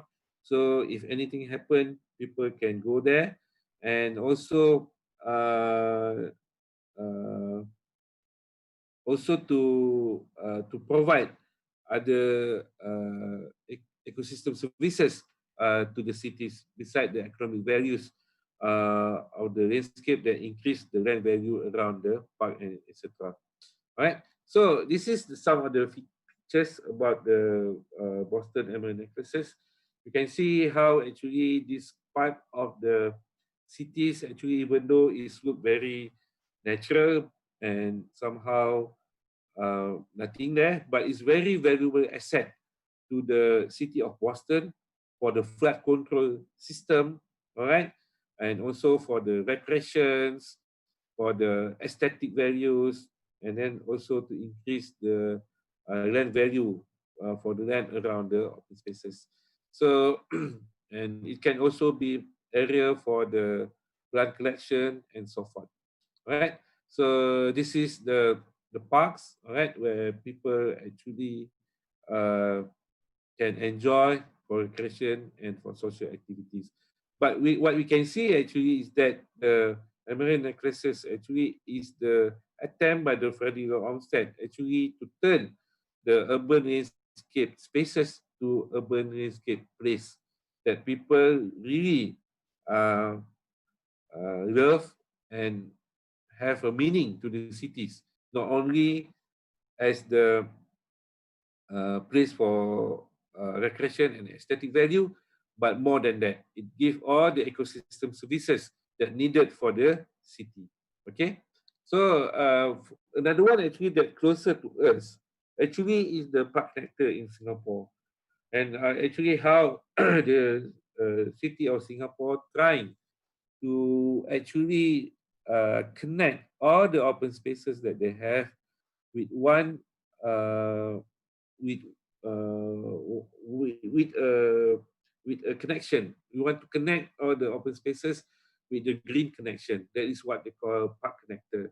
So if you can see, this is what they have now on the left, but they try to enhance it more and more in the future. So if you can see that at the end of the day, you can travel all over the city of Singapore by using the park connector, not only by the train or by the MRT or by car, but also by bicycle or by walking.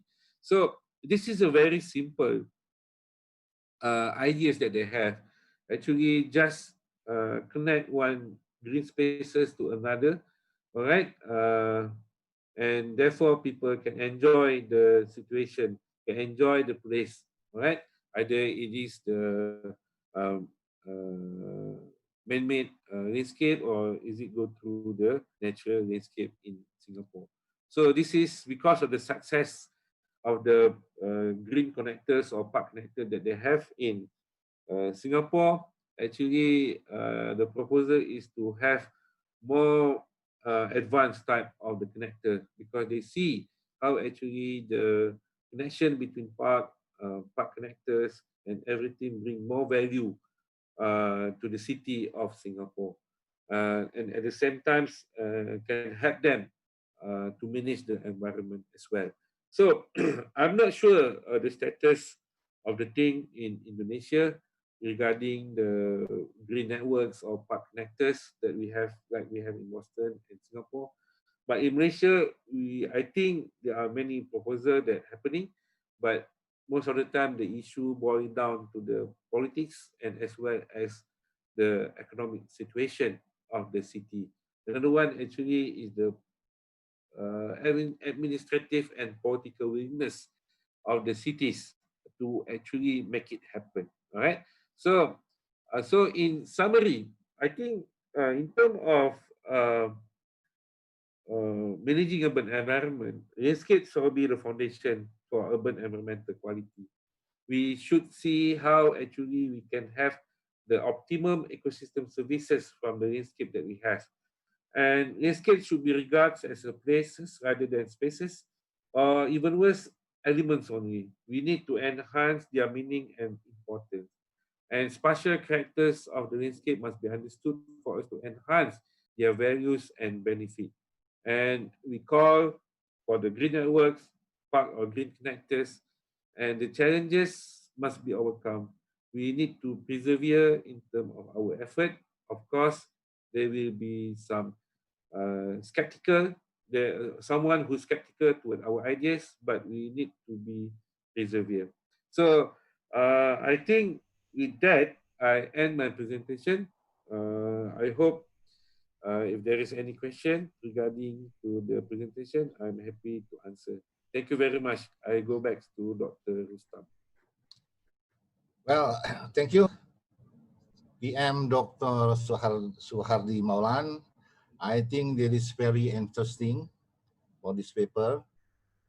That is how about the landscape architecture involve the development, the concept and application of the sustainable urban development.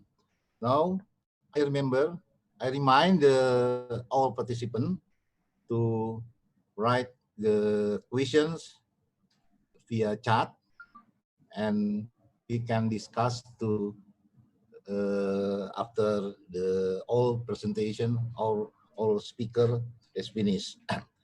Ladies and gentlemen, now and we continue to the third speaker, Mr. Jaswat Singh.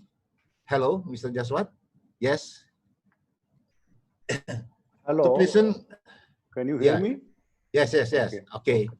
To present his paper, the title of Urban Sustainability and Universal Access to Shelter, Role of Affordable Rental Housing Special Context to India.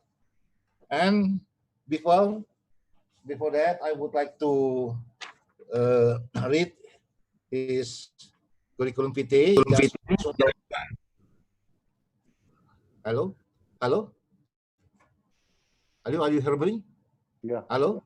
Yes. Yes. Mr. Jaswat Singh is a chief town planner, town and country planning department, Haryana, India, senior vice president, Institute for Spatial Planning and Environmental Research, India, the membership of the Associate Institute of Town Planners, India, New Delhi, and then fellow Institute for Spatial Planning and Environmental Research, India. Mr. Jaswat Singh, Master of City and Regional Planning, GNDU, Amritsar, 1985. And then Master of Geography, GNU, New Delhi, 1983. His experience is very much, and I cannot read one by one. It's very much. Yeah. So this is important. More than 20 years experience in urban planning, development, and regulations. 30 years. Regularly participate and evaluation for different projects of student and urban planning and school of planning in Delhi, IIT Rocktree, NIT Jaipur, Jakras, Murzal, and at the NDU Amritsar. Then presently also involved in training and urban planning official and public representative under government of India mentions Amrut. Mr. Can you operate your presentation? Yes. Yes, okay. I can. Right.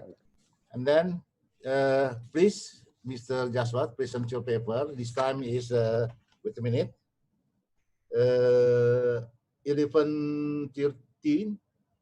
Yes, 11:13, and we are finished. We hope to finish the 11:50. Okay, please. Thank you, Mr. Rustam, Dr. Rustam Hakim Imanan.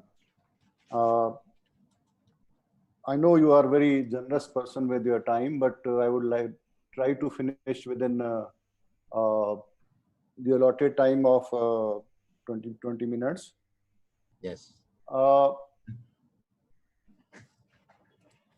First, I would like to say thanks to Dr. Daina Endrawan, then Professor Ali Gufran Mukti. He is rector of Trisakti University. Professor Agus Satyo Budi is head of LLDIKT Region 3. And then Dr. Ms. Milati Ferianita Fechurul, and fellow invited speakers like Dr. Fanny Wada Huditama from Global Water Partnership, and Professor Nadia Lar, Dr. Suhardi Maulam, Dean Faculty, Design and Architecture, University of Putra, Malaysia, and Dr. Kareem Hassan Alwan from Center of Urban and Regional Planning, University of Baghdad, and fellow participants. Before starting the discussion on my paper, I'll give a brief about our Institute for Spatial Planning and Environment Research. This institute is registered as a cooperative society under relevant statutes, engaged in research issues related to urban and spatial planning and environment. We have carried out research on the revival of a seasonal river within Haryana state. We are engaged in watershed development projects with the help of Government of India. Then we are also engaged in preparing the GIS-based master plans for the towns within the states of UP and Punjab. We do charitable work also, like, we provide computer training, tailoring and design courses, and beautification courses for the girls from the rural area surrounding our institute. So these are the basic activities which ISPER undertakes. And now coming to my topic, I would say that why I chose this topic. This topic is very much relevant in the present period, COVID-19 pandemic, which has affected the world community. In fact, the Indian government imposed a very strict lockdown at 4 hours notice on March 23rd. and which continued for about more than 3 months till end of the June. So this exposed the underbelly of our urban systems, the inefficiencies, and the difficulties faced by the migrant workers during the lockdown, like congested places of stay, shortage of food, away from their families.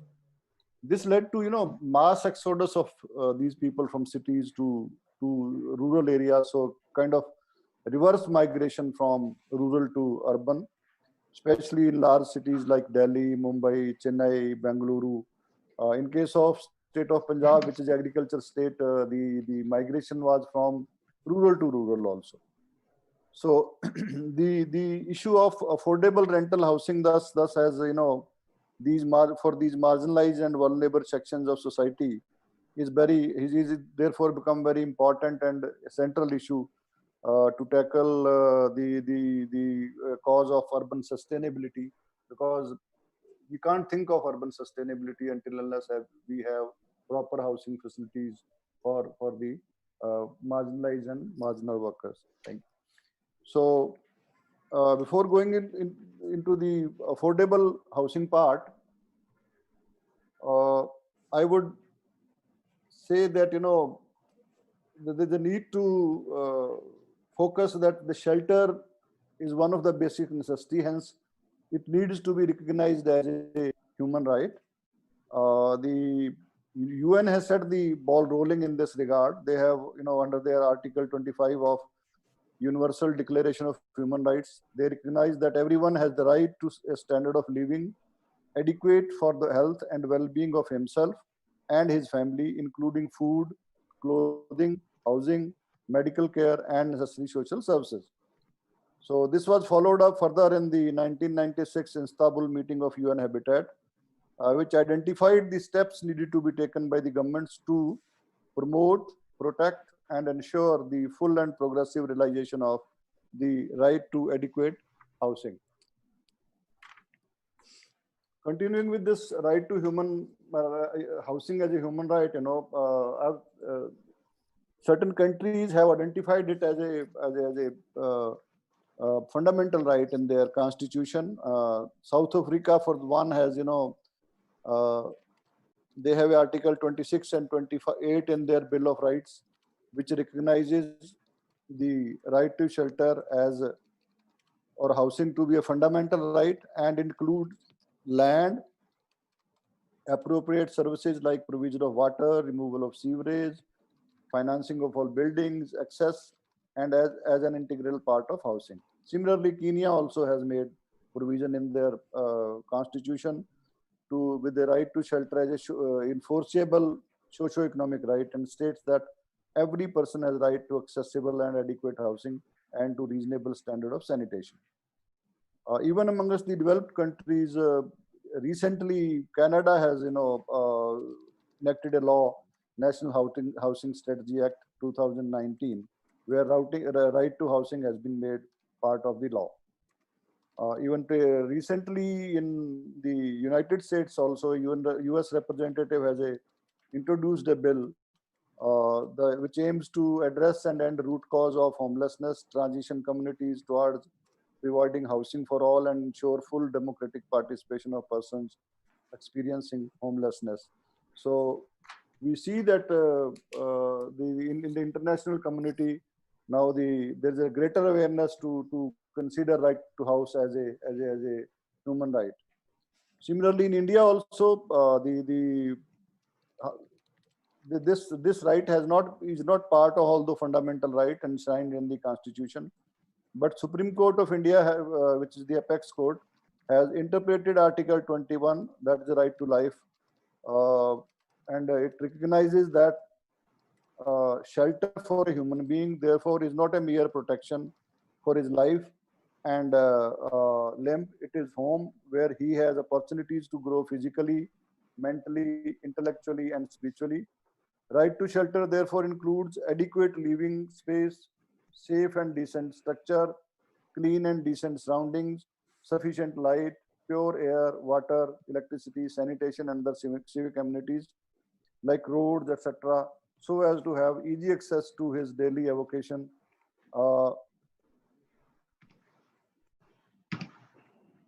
Sorry, Mr. Daily avocation. The right to shelter, therefore, does not mean a mere right to a roof over one's head, but right to all the infrastructure necessary to enable them to live and develop as a human being.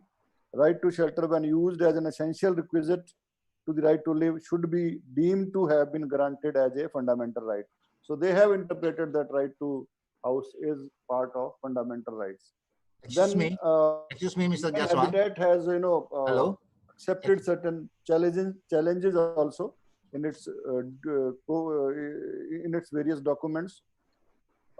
Like 3 billion people, about 40% of our world population will need access to adequate housing, and which translates into 96,000 new affordable and accessible units every day. Similarly, the other challenges, like to take out 100 million people by 2050 from the share of slum population. So UN Habitat has also accepted certain stiff challenges.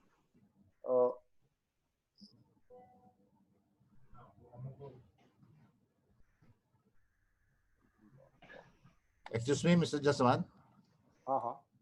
This is your presentation. Maybe you will. Just a second. Can I help you? Can you see my presentation? No.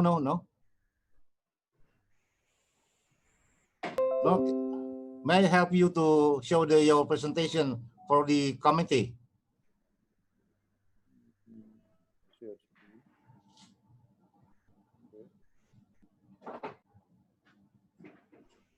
Can you see it now? Yes. Yes. Yes. Okay. This is yours. Yes. Okay. Right. Yeah.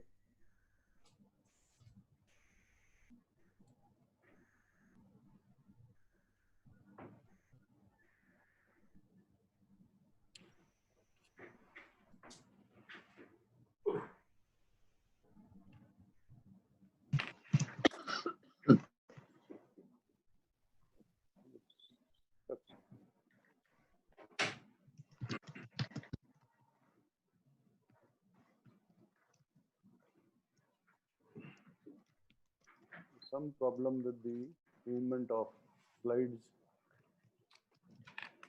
Something problem.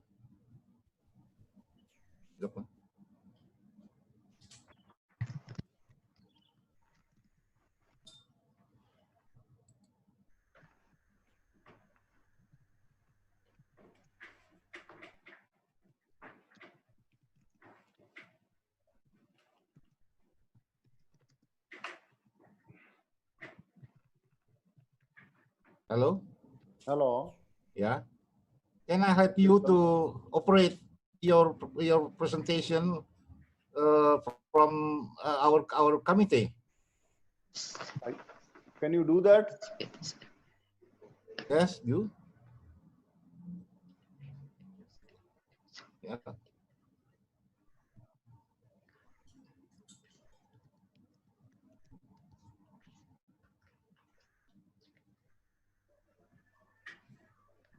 Anything wrong? Hello. Yes. Yes, Mr. Jaswant. Something wrong for your presentation. You got stuck up, I think.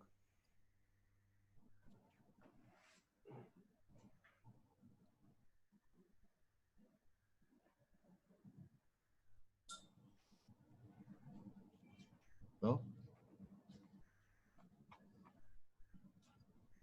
Okay, we try to help you in my committee to show your presentation. Yeah.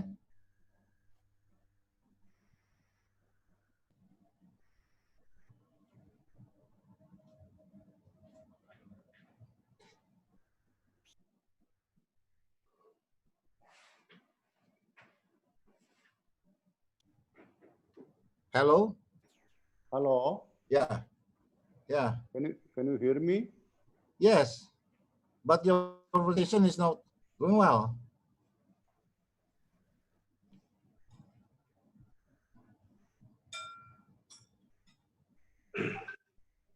Can you start with the next speaker? I'll sort these out and then come back. Huh? Is it Okay. possible? Yes.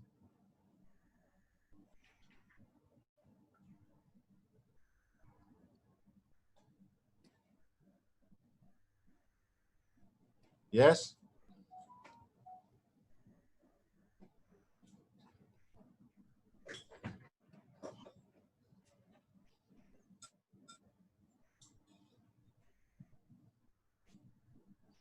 Yes, it's all right.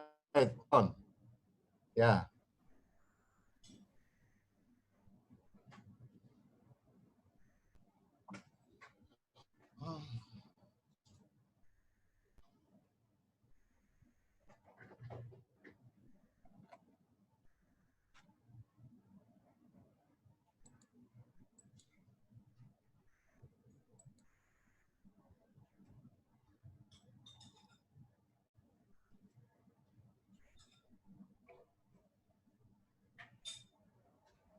Can you see the presentation now? Yeah. We see that this no good. No, but this is need to go back few slides back.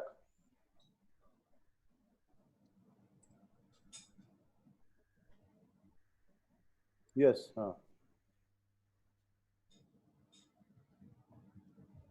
Should I continue now? Yeah. Why it's not moving forward? Next slide. Yeah. Next slide. No. Back. It's okay? Yes. It's okay. Yeah, this is okay. Okay. This is the slide I'm reading.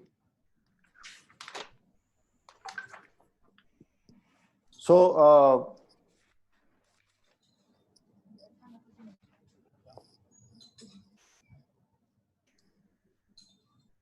governments all over the world have,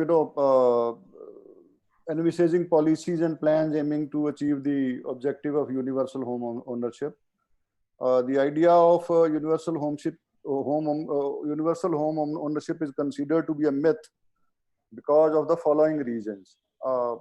Everybody, think that we should provide housing for all, which in urban scenario may not be possible all the time.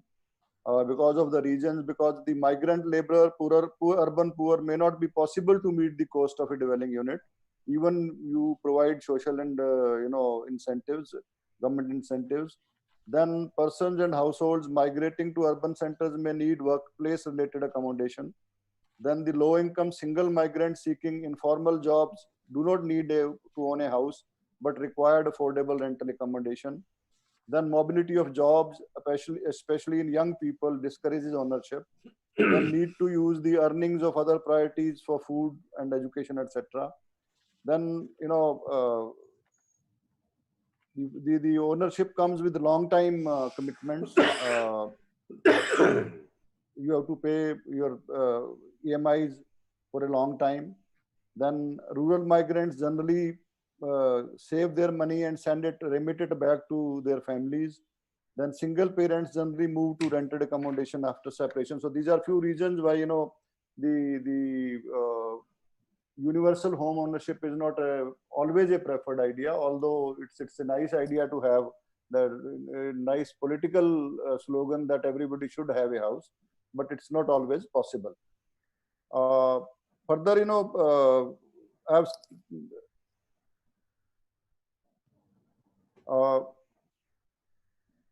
my little bit experience with the housing tenures when I've seen it for the different countries in the regions of the world. I've seen that there is no correlation between the extent of ownership of houses and development of economies. If we see that in African countries like Benin, Egypt, these are two countries which have tenant ratio of more than 31% and 37% of households. South Korea, although developed country in Asia, but only has 25% of the tenants. Then Brazil and Colombia in Latin America have 25 to 35%. In developed economies generally have more than 31%, but except France and except Spain and Ireland, which have 11 and 20% respectively. Similarly, larger urban settlements across the globe tend to have a significant share under the rental housing. Like Cairo has 63%, Addis Ababa has 82%, Kisumu in Kenya has 82%, Bangkok has 41%, Port of Spain is 52%, Montreal 54%. So like that, these larger urban settlements have a significant share in the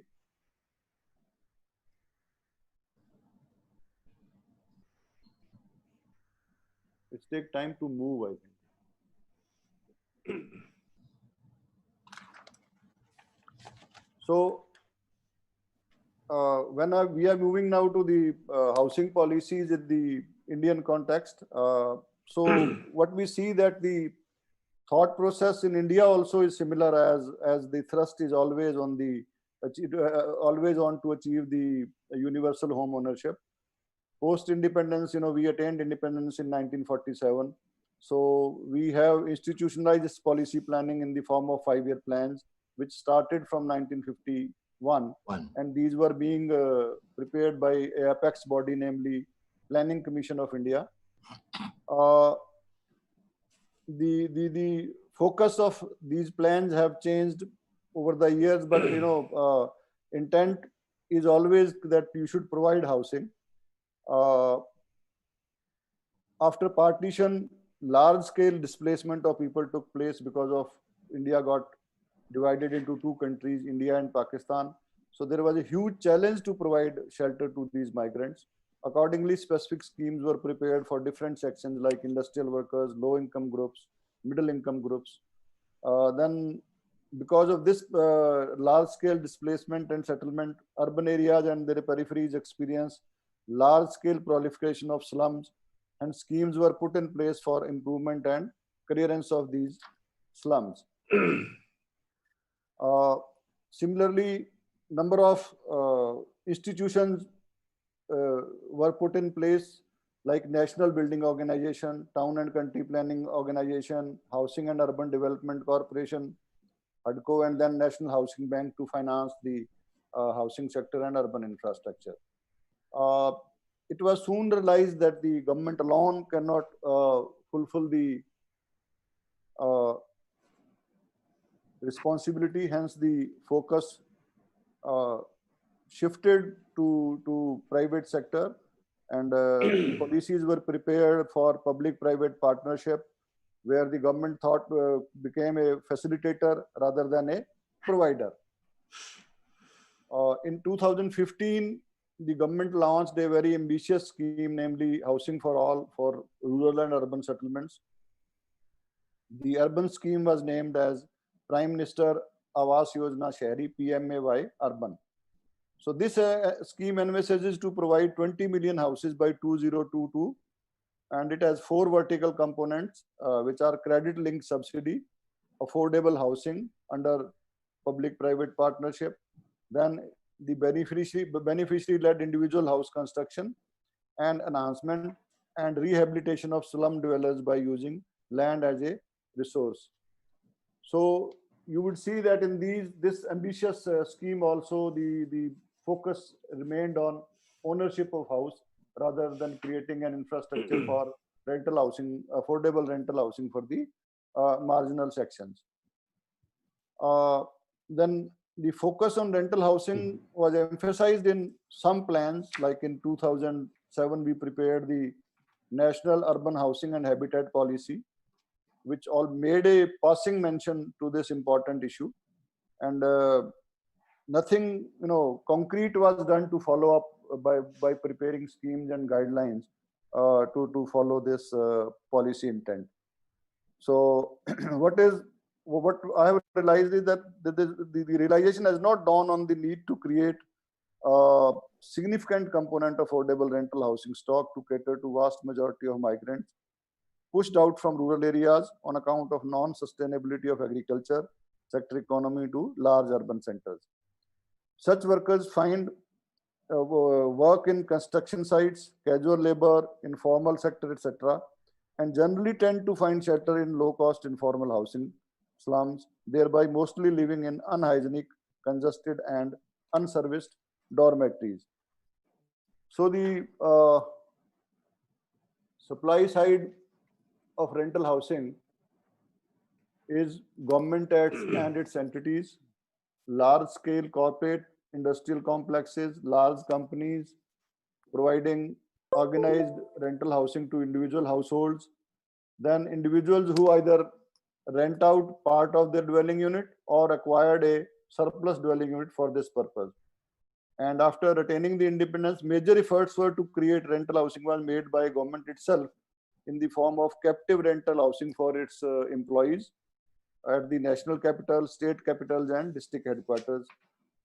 Large industrial townships were also built from existing away from existing urban areas on large industrial complexes which were part of urban areas, and have constructed significant accommodation for their employees and workforce. Some of these are Bokaro, Bhilai, Raurkela. These are industrial townships. A major part of rental accommodation is provided by individuals. All this was a very small effort given the total demand in urban centers. So the major part of the rental accommodation is provided by individual landlords in both organized and unorganized sectors. The big corporates taking up organized rental housing are very far and few, and they generally cater to the high-end segments of tenants. These are the form of executive suites, flats, etc.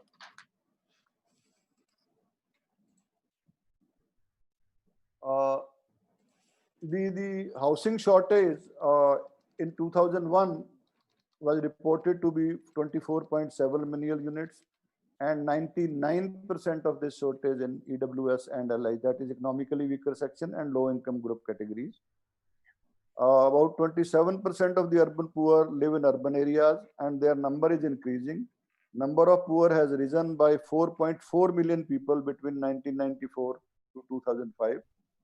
Then the increase in the ratio of marginal workers have also increased from 2.7% 1991 to 7.1991 in 2001. Hence, there is a trend of casualization of the workforce, and this indicate that the poor is urban poor is increasing very steadily during these years. The statistics establish that poor are being pushed out from rural economies due to unsustainability of agriculture and are joining the casual workforce in urban areas. So the task of providing accommodation to these sections of the societies, casual labor and informal sector workforce, is left to individual landlords in unorganized sector, and this housing stock of these unorganized sector is part of slums or places which have similar conditions. The migration thus is leading to proliferation of slums, especially in larger urban settlements.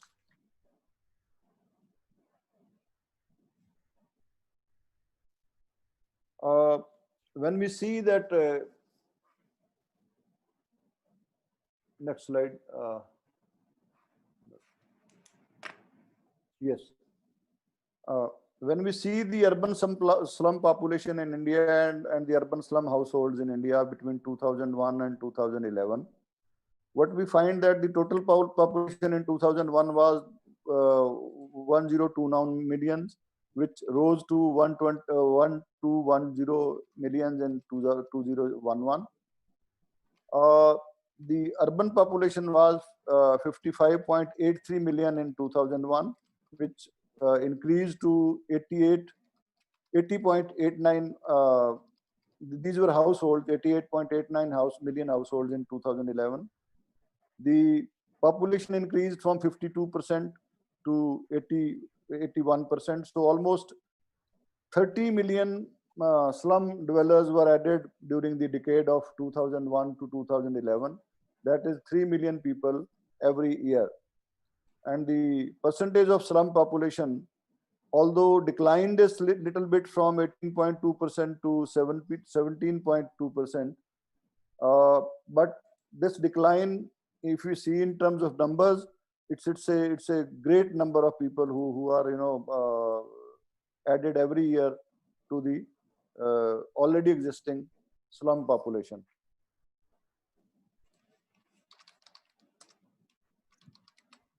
Next slide.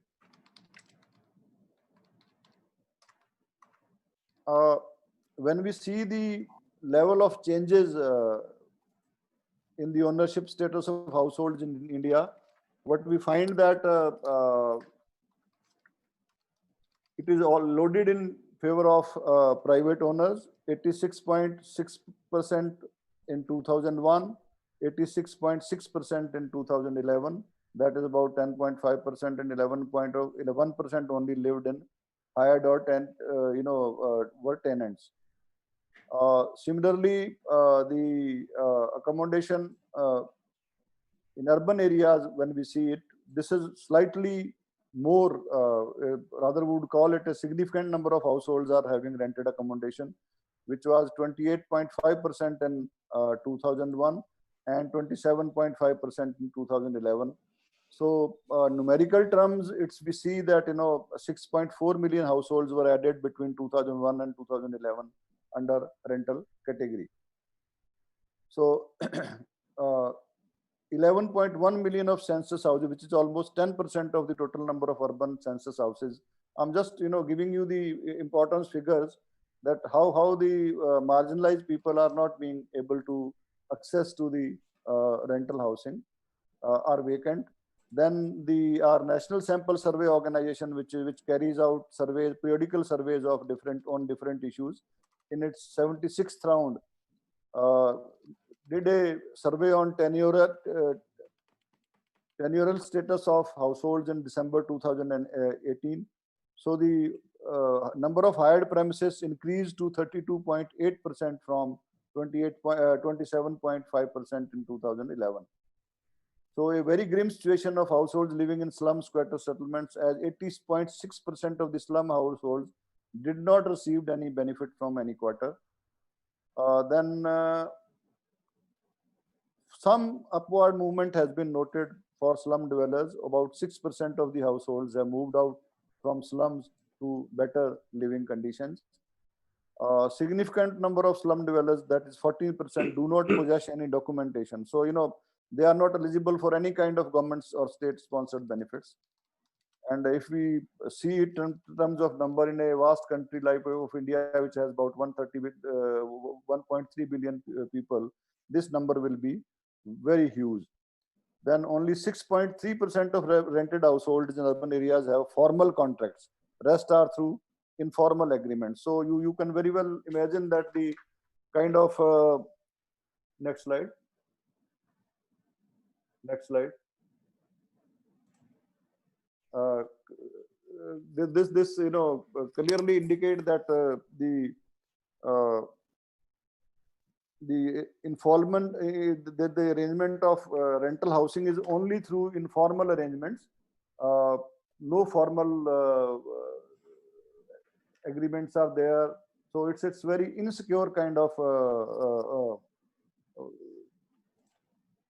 Then I have analyzed, after analysis, I have identified the bottlenecks and issues. So let's come to this slide. The policy paralysis on residential rental segment continues despite the fact that draft rental housing policy was framed in 2015, but was not followed up for finalization. However, in July 2020, government has come up with guidelines for construction of affordable rental housing complexes for migrant labor and urban poor. The brief details of this policy will be discussed later. This is at least a starting point and may lead to comprehensive reforms for smooth operation of rental housing market. The lack of reform in rent control laws, which are largely biased in favor of tenants, restrict the determination of rent as per the prevailing market conditions. Thus, the individual landowners who have otherwise capacity to invest are not willing to undertake construction of dwelling units for rental purposes due to legal issues relating to eviction, grievance, redressal, and inadequate rental returns. Even the existing units available for rent are not utilized for rental purpose. Therefore, the rent control laws needs urgent reform to create confidence among the owners, investors. The government of India has formulated a model tenancy act, but it has not been followed up by the state governments in earnest. Excuse Now, the me, land Mr. use and Jaswan. development control regulations do not necessarily Excuse me. differentiate between the regular residential projects and rental residential projects. A Excuse me, Mr. differential Jaswan. Time. incentive-backed regime will help in investment in rental housing projects. Lack of interest on the part of larger companies, corporates to invest in residential rental segment, as there are hardly any incentives in income tax, property tax, stamp duties on registration of documents and utilities. Therefore, these corporates mainly invest in commercial rental properties. Targeted incentives in this regard will help to alleviate the situation. Next slide. Excuse me, Mr. No, Jaswan. the previous one. Please, the time, your time. Yeah, I'll just take 5 minutes more. You have been very generous with the Okay, time. okay. Please. Previous slide.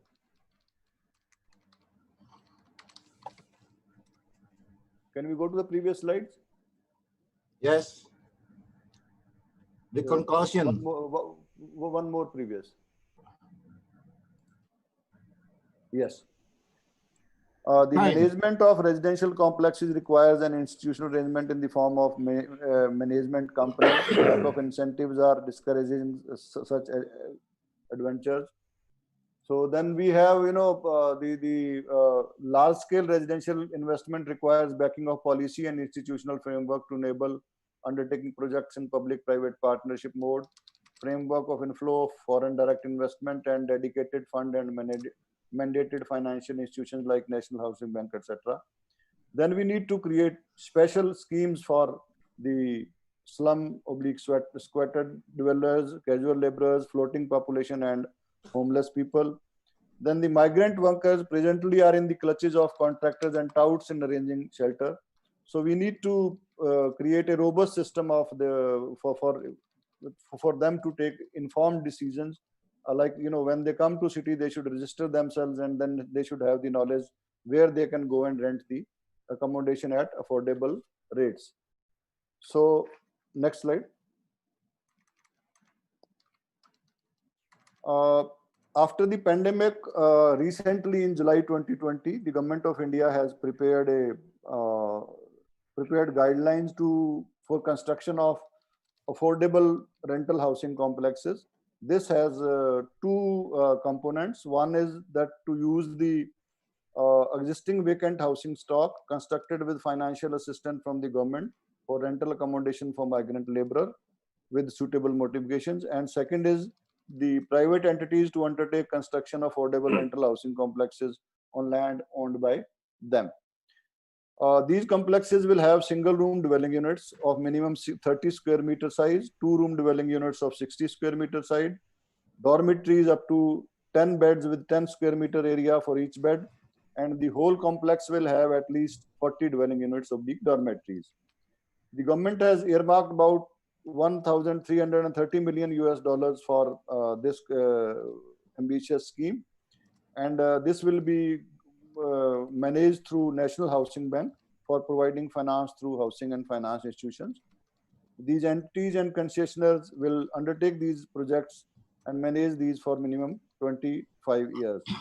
See, the incentives in this case will be in the form of time-bound permissions, enhanced floor area ratio, floor space index, that is up to 50% of the existing norms, and the entities will be eligible for exemption in income tax, goods and service tax on the profits earned, and will get finances at the lower rates.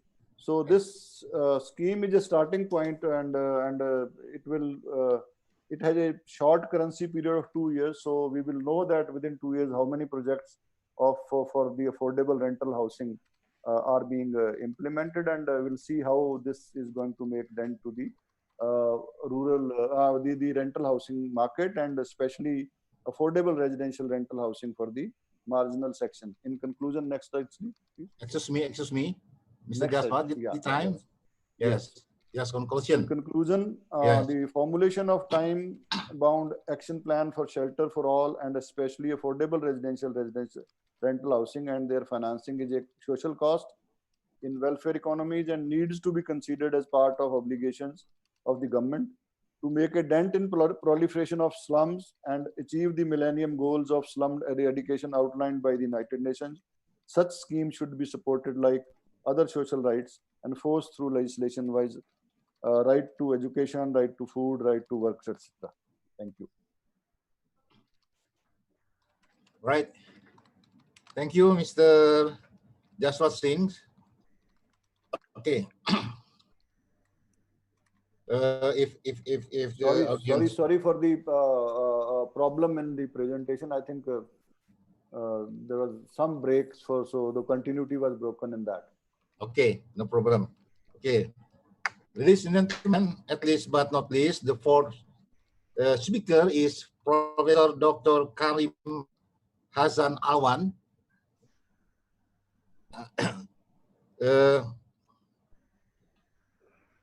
Entitled is the Sustainable Urban Infrastructure Development Challenges, right? Right. Okay. Also, would like to read his curriculum vitae. Professor Karim Hasan Alwan, occupation is lecturer, town planner, engineering consultant, dean of Center of Urban and Regional Planning at Postgraduate Studies. He is alumni from Baghdad University, the bachelor, master, and doctor in urban regional planning. And academic work, lecture in several university of technical education since 1987, and supervisor for the Doctor of Master Student, Committee of the Comprehensive Examination for PhD student, and research and studies. The research topic is spatial studies, environmental planning, civil engineering, urban planning, architecture, and environment, survey system in cities. In professional works, he is engineering consultant of many civil engineering projects. This is curriculum vitae, Professor Dr. Karim Hasan Alwan. Okay, please, Professor Dr. Karim Hasan Alwan, please show your favor. This time is the 12:10, and we have to finish 12:30. Yes. Okay. Okay. Sorry, Prof. Karim, are you alone operate your presentations? Yes. Presentation. Yeah. From you. Yeah. Okay. Please. Thank you. Thank you. Presentation from you. Oh, from me. Okay. Maybe the committee. Please, committee. Yes. Yes. Thank you. Thank you. Bismillah ar-Rahman ar-Rahim. Assalamu alaikum for everyone, ladies and gentlemen. My thanks and appreciation for high organization of the conference.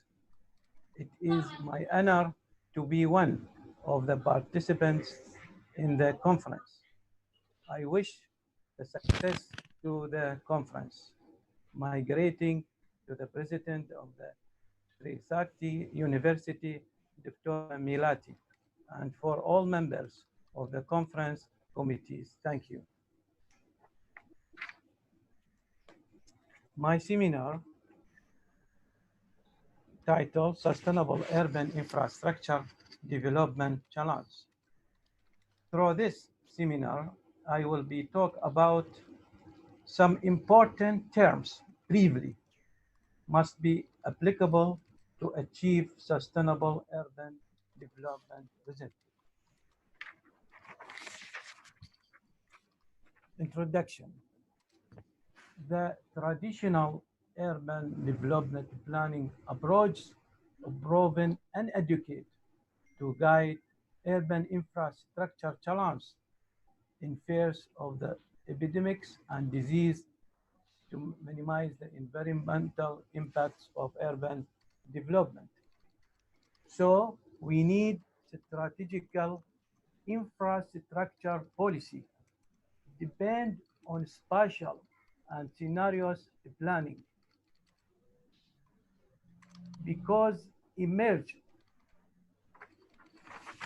as a response to the limitation of master plans. No, please, yes. First, no. Infrastructure strategic spatial planning. Strategical spatial planning has provided the needed alternatives plans since it is more process oriented and contains border spatial data. Priorities plans according to inhabitants participation aims to provide a spatial dimension as a means of integrating them, implemented through the empowerment of different actors as opposite to regulation and enforcement.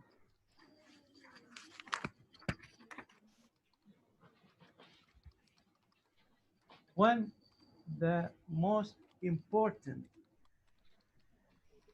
infrastructure data is infrastructure dynamic data. The static data for the infrastructure recently nowadays is not work.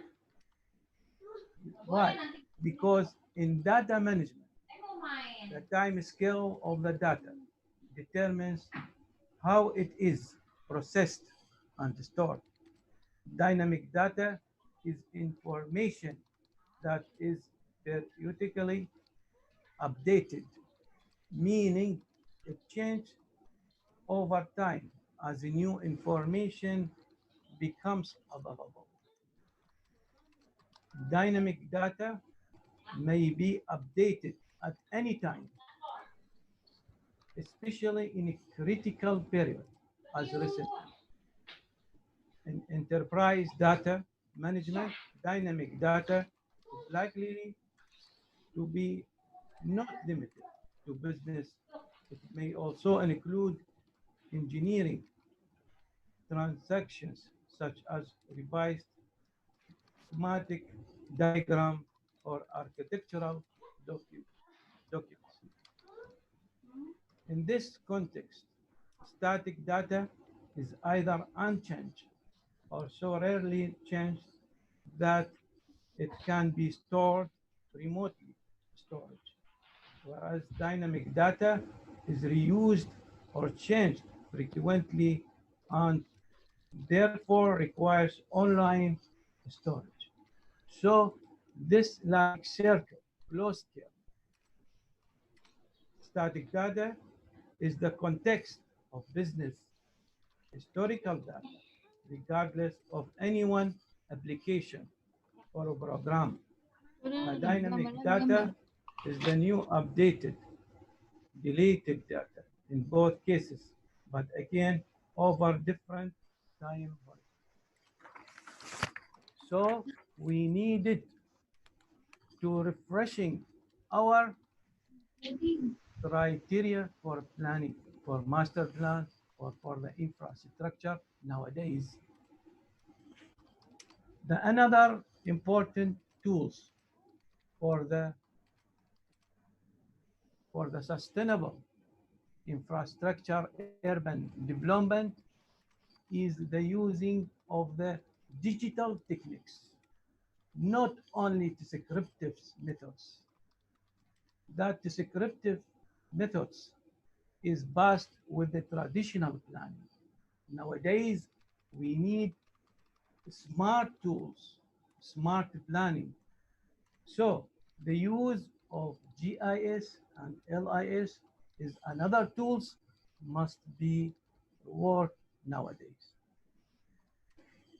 Is a system designed to capture, store, manipulate, analyze, manage, and present all types of spatial or geographical data. The Economy GIS is sometimes used for geographical information science or geospatial information studies to refer to the academic discipline or career of working with geographic information system is a large domain within the broader academic of geoinformatics.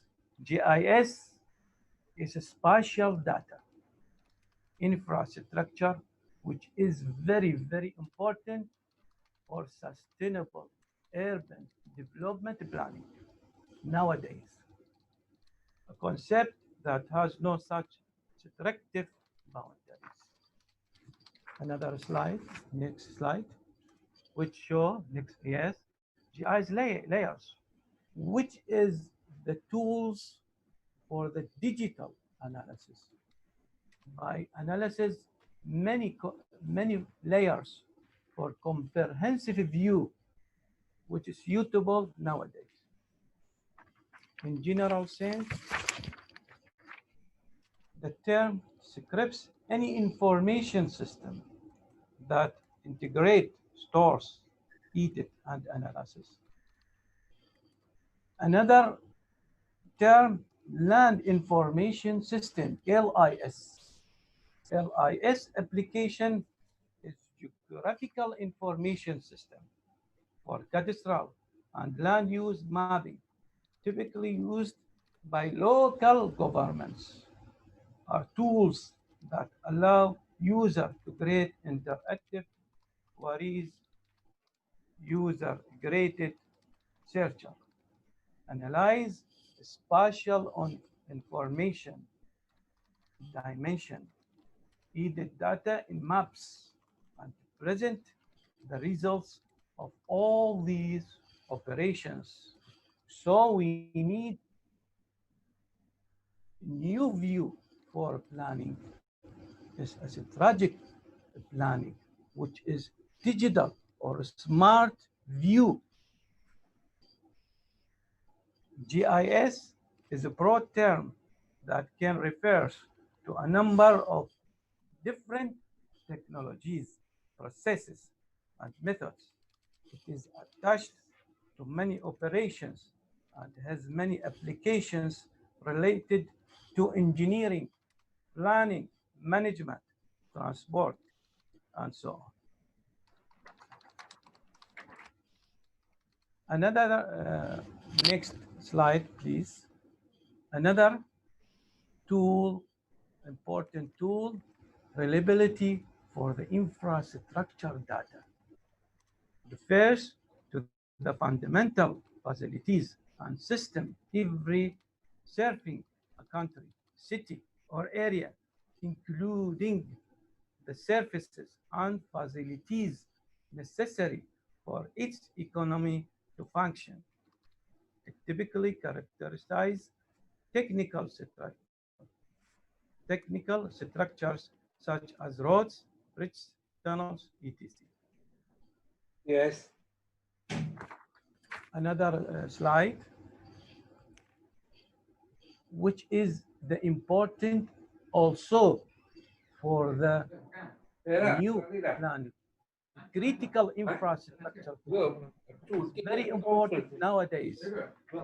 The term critical infrastructure has been widely adopted to to distinguish those infrastructure elements that if an epidemic has spread, as in the pandemic COVID-19, and significantly or destroyed, would cause serious disruption of the dependent system or organization. So we need scenarios depended on the strategical planning to get to our goals for sustainable urban development. Another slide, please, is pictures or figures for the one of the digital techniques, which is one of the digital techniques must be used in our sustainable urban development nowadays. Another slide, please. Another slide. Yes. So conclusion, traditional infrastructure urban planning approach proven inadequate nowadays. Now to guide urban challenges, please, traditional planning is not worked.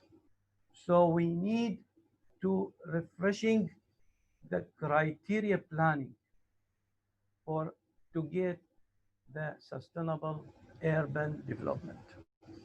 Two, it must refresh to the most urban planning criteria in the face of epidemics and disease challenges. Three, strategic infrastructure, spatial and scenarios planning, which is curve, which is circle planning for sustainable. We cannot go to the planning with straight lines. This is problem. We must plan for closed curve by using strategic planning scenarios, digital, GIS, LIS, dynamic data. Three, for infrastructure, dynamic data might be implemented and updated at any time. So we need complex system. We need to refresh our arithmetic, mathematics for planning and statistical. It must be dependent on digital and please smart system. We must go to smart systems in our sustainable planning. Without using smart system in sustainable urban development, our goals would not be achieved as we want. Six, minimizes the environmental impacts of infrastructural urban development.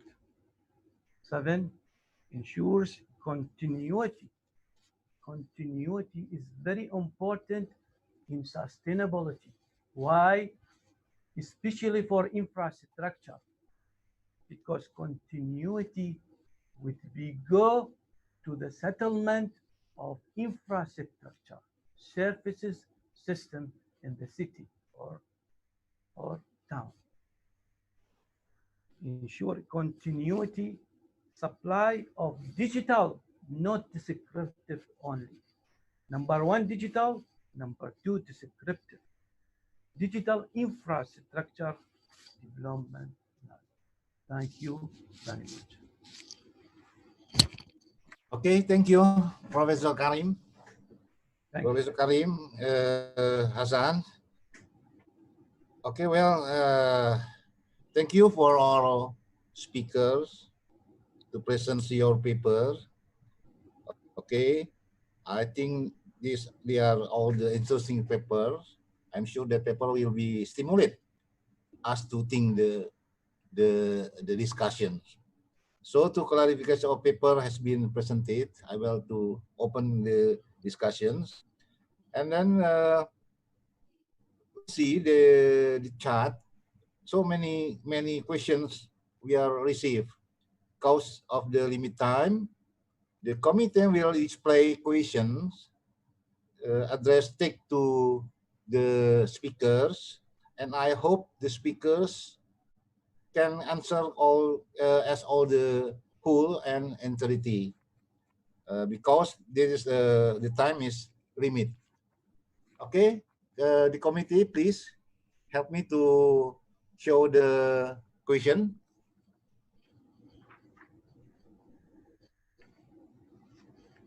Hello. Yes. This we show the question for Mr. Fani. Question one from any Amron. Interesting question. Would you like please elaborate further for caption? Don't let the crisis to the was. It also means among the thing the great opportunity to do research. And then question two from Alicia. Are there the program that has been successfully implemented, especially in Indonesia? Are the I don't know. I don't see the present question spelling knowledge. It is it. Thank you. And question three from Gary Andika is from what can we do to providing clean water to location that do not have enough clean water resources, such as please. Yeah, Up. Professor Rustam. Yes. Should I answer now? Yes. Okay. Yes. Please. Okay. Please. Okay. Yes. Thank you. Thank you for the questions. There are many questions. I have also noted down for our record also. But if these are the three questions that I need to answer, then I will try to answer now. So for Dr. Amron, this is from Indonesian Water Partnership, one of our networks in Indonesia, in Southeast Asia, Indonesian Partnership. I think this is an important question. Don't let crisis go to waste. This is actually, it also means that there is always an opportunity within a dangerous situation, because crisis itself comes from two words in China, in Chinese script. So crisis means danger and opportunity. So in every crisis situation, of course, we can learn a lot of things, but also at the same time, there's also always opportunity are being presented. So it depends on how much we can learn from the situation and how much we want to make the most out of it. I think, like for example, right now, there are also several questions directed to me regarding the activity that we can do, for example, to help the early warning system at the community level, and then also to do something at the early warning at the community level. So I think with the current situation, with the crisis that we have, it would be great also if we can do some research on the, for example, like the budget allocation, the reason behind the factor that influence the budget allocation from the government on the, for example, on the vulnerability or hazard assessment, because on the resilience analysis, something like that. So this is something that we can do, and then the result of the research we can discuss with the multi-stakeholder, and then we can present what the result of the discussion to the government. The second thing is about the implementation. Are there any program that has been successfully implemented, especially in Indonesia, as is the role? So for the role of Global Water Partnership, we mainly facilitating the discussion or the adoption and implementation of integrated water resource management principle. And this is including the knowledge management that we have.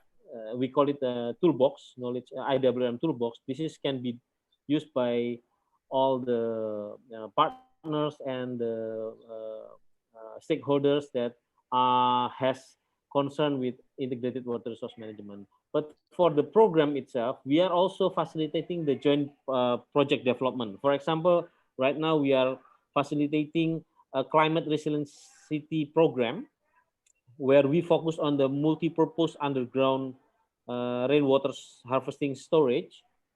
And this is for the flood prevention management. And the way we do this is we facilitate several stakeholders to come together and discuss the best solution for certain problems in certain countries. And then we, based on that agreed idea, then we develop the concept note and we mobilize some resources to fund the project. So this is something that we can do. And then the third question was about the, sorry, what was the question? The third question was about the Nusa Tenggara. So actually the government right now has already a community-based water supply program. It's called PAMSIMAS. This is supported by World Bank, but mostly it is funded by the government. And it helps many villages in Indonesia. Right now, I think already 20,000 villages has received this program on clean water supply. So for area with water scarcity, I think they are prioritized by the government. So you should look also on that program, Mr. Gary. Is there any more question? I think there are still more questions. Yes. Allow me to ask, early warning system become important in prevention. Yes, actually, early warning system, especially at the local level, this is something that we can do. Because if we want to have an early warning system, for example, for flood, if we are waiting for the big system by the government, this is something that maybe will take time. But actually, I can give you an example in Cambodia and Laos and Thailand. There is an early warning system developed by the community itself. So instead of waiting for them from the government with the data and sophisticated technology, they use this bell. So community who lives along the river, when the surface of the river is going up to a certain level, they will make a sound with the bell, where the other community will hear the bell, and then they also sound the bell. So this create a good early warning system that the community can do something about it. And then for the question number 5, before we go to do we have any program small family environment development? Yes, actually, from Global Water Partnership, we are not implementer because we are a multi-stakeholder platform. But we, as I have said before, we can facilitate the development of joint project, be it in the local level or at the provincial level or the national level or in regional level. So for the, like for example, this small family environment development program, we can also help, for example, to facilitate the development of water, safe water. This is something that we can do, but it depends on what are the problems on the ground that want to be addressed. And then 6th question, Pak Fani, agree with you that we need strong development foundation. This pandemic, what is the more important development as community should build surrounding? So I think this is also a good question. What we can do at the community level, maybe before we move on with the activity that we want to do at the community level, it would be good also to help with the community to identify what are the hazard, what are the exposure, what are the vulnerability stage in that community, and then based on that small research, we can decide what is it that need to be done immediately. So this would be my responses. If there is no more question, then I will offer back to the moderator, Professor. Thank you, Prof. Mr. Fani. Next, Dr. Rustam, I would like to respond to question number 5, if you allow me. Pardon? I would like to respond to question number 5, if you allow me. Okay, please. Can we come back to question number 5? Hello? Yes. Yeah. This question is from Dr. Ben Setiard Link Raphael.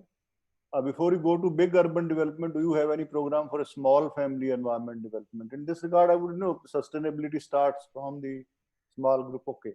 But what I'm trying to say here is the government's every program the government prepares ultimately boils down to providing help to the unit, family unit.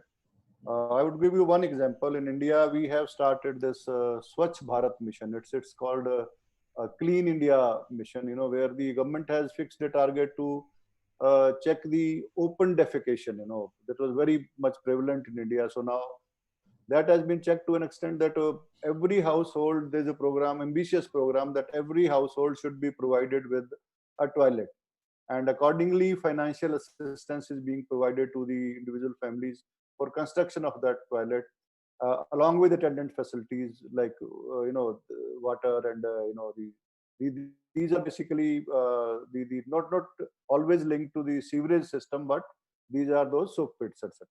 But they are safe environmental options in the given circumstances. So yes, the government programs, although started at a uh, ambitious level to cover the larger regions, but ultimately boils down to providing help to the each and every family, and improving the local environment as well as improving the sustainability. Thank you. Okay, thank you. The next, please, committee. Next. Hello. This from for the question for the PM Sohardi Maulan, please. Can you? Okay. Yes.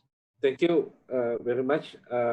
I already answered some of the question in the chat, but I try to go through this question and give my reply. I give some overview. First is about this question number one. May I see question number one? Okay. The program to have such environment. Actually, in Malaysia, we have to understand that many of the government agency like Plan Malaysia, National Landscape Department, as well as the Department of Environment, they have their own strategic planning on how to make sure that we achieve the sustainability. And since Malaysia actually is the one of the rectifier for the Sustainable Development Goals and the SDG program is actually monitored by the Prime Minister Office. So all these government agencies have to provide the strategic planning that somehow related to Sustainable Development Goal. So that is what the thing that happening. So the strategic planning actually is plan and coming down towards the action plan at the local level. So that is one thing. And another thing is that I think Malaysia have a structure and local plan that is quite comprehensive to address the accessibility. And if we analyze the structure and local plan in Malaysia, they have moved from the physical parts of developments toward more on the socials and sustainability and environmental. So that is my question for number one. My answer for number one. For number two, urban sprawl. Okay, urban sprawl actually it is a problem because it's just open up the land without understanding the implication of it, and it's very much issue that happened after in 1950s and up to 70s, 80s, and maybe up to today. So for me, how can government and public overcome the situation? I think we need to have a clear guideline and policy regarding on how to control urban sprawl. For example, we need to have some kind of ideas on what type of the development that should we have, we should have, what kind of the housing development. Is it going to be single landed property, or is it going to be high rise? So all these things need to be addressed properly because in Malaysia at least all of things actually coming back to the policy and guideline. So I think the government have very much role to control the urban sprawl. Even though the land actually is belong to the private entity, but they have to somehow follow the guideline and the policy that outline the development. I think that need to be addressed at the policy level. And of course, the engineer, architect, landscape architect, when they have the policy, they have to really follow the policy that have been outlined. And it is low, the living quality, water supply, and sanitation. And I think this is a very important to address the situation at the planning level. So when we're talking about the infrastructure, water sanitation, water supply, and so forth, many of us actually talking about at the operational level, but how about the planning level? Infrastructure need to be planned, and where they are going to tap the water, how they're going to come in, and so forth. This need to be addressed. So it's very much vital for any development plan to consider all the engineering aspect at the beginning of the project rather than at the end of it. So that is my question for number three. Number two, number three question is, can I see number three? Okay, if not, I just go to number four, urban landscape. All right, urban landscape actually is very, the definition is not really there. There are two things in the world that we don't have the exact definition. One actually is the nature, and second is landscape. So if you ask me about the urban landscape, actually is anything that related to the urban man-made landscape and also the natural landscape. So it is very important for us to ensure that these two type of landscape actually provide us with the optimum ecosystem services, so our urban environment will be livable and also can be very much provide us what actually we need uh, for example, the oxygens and the absorption of CO2, right? So, and they are very much interrelated to each other, right? And there's a scale of the landscape. We need a study on to understand the scale of urban landscape from the roadside landscape to the large urban park to the large regional park to the natural resource, so like the rivers, pond, lakes, and so on. So there is need to have the hierarchy, to need to have the categorization of urban landscape typology, right? So about this dense settlement, I think the method that provide adequate landscape for these people to live, actually, we need to have the provision, we need to have a guideline, and how much landscape spaces need for a particular dense settlement, all right? But the question is that in Malaysia, we have the rule of thumb, any development, 10% need to be put aside for the landscape spaces. But the question is that, should we have the allocation for landscape spaces? Is it should based on the acreage or the 10% allocation, or is it should be on the ratio? Meaning that one person probably entitled for 1 meter square of landscape spaces. So the question is that we need to have the clear guideline and policy regarding the dense settlement. But the question that need to be asked actually is that, how are we going to guide ourselves? Is it going to be based on the acreage, or is it supposed to be ratio person per open spaces? Right. So agricultural land and residential area, that it's very unfortunate that many of agricultural land have been transformed to become the residential land, and it's certainly affect the food security. I think the question or the thing that need to be really asked actually is that, how can we increase the production of the agriculture produce per acreage, meaning that we have to increase the yield rather than to look into the acreage. For example, but many research need to be done. For example, in 1 acre of land, how many tons of rice paddy can you get? Can we increase the yield, the production of the land, rather than looking into expanding the land itself? So there is, I think, one of the questions that need to be answered really by the agriculture research on how to solve the problem of the competition between the settlement as well as the production. But of course, when we talk about the yield production, to increase the yield of agriculture production, all these ethic question regarding uh, the the engineering food production and so forth need to be answered as well. So okay, and then reducing lockdown, okay, and then the economic impact. Um, I think it's not easy. It's not easy actually to balance the act. Which one is important? Environmental issue or the economic issue, or health issue, or is it economic issue? But economic issue actually, if you're looking into the theory of economic actually overarching many things, including the environmental as well as the health. So so this is what actually the debates that we have.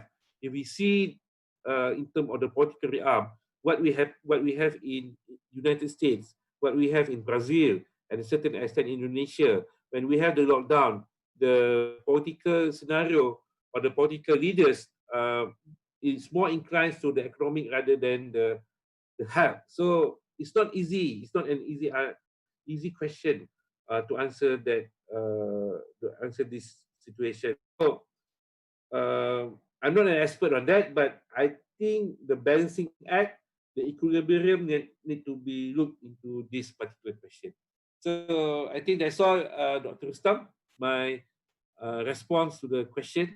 I think I have answered all the question in the chat group. Thank you, Dr. Harlan Maulan. Yeah. The next question for the Mr. Jaswant Singh, please. Mr. Jaswant, to answer the question. Yes, please. Yes, this is a question number 1 from Tazkia from the Trisakti University.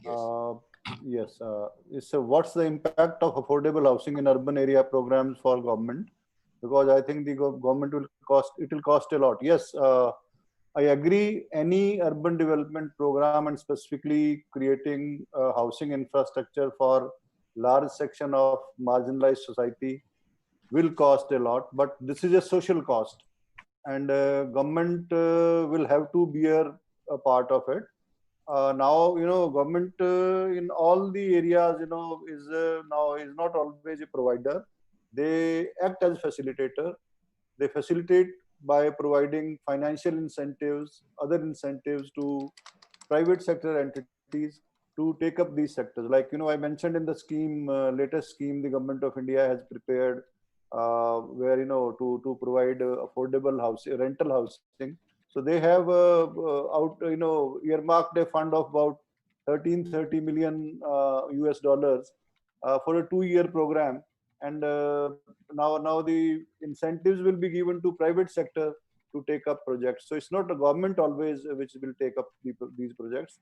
These are always, the government is always a facilitator by giving different incentives, and then these projects can be taken up. Second question is from Anindita Ramadhani, again from the Trisakti University. This is renting housing is often seen as a temporary housing. Do you think the program could be done by government for a long-term solution to provide urban housing for poor?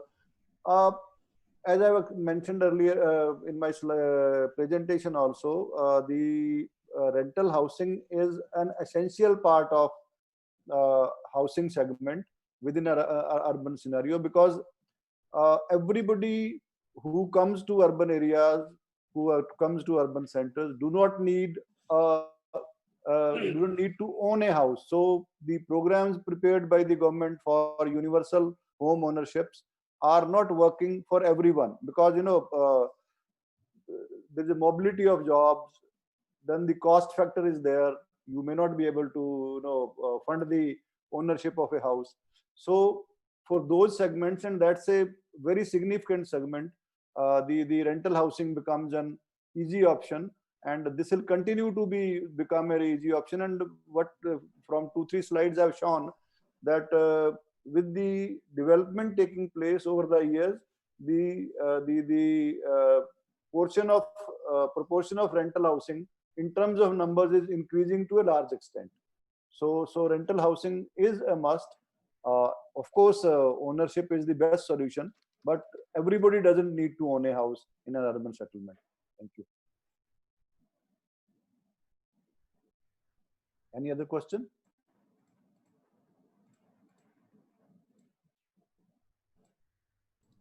Yes. Yeah. Question 5. There is one from Sodini.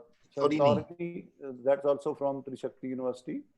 How was your government response to changes in land functions such as water catchment area into residential area about regulation laws?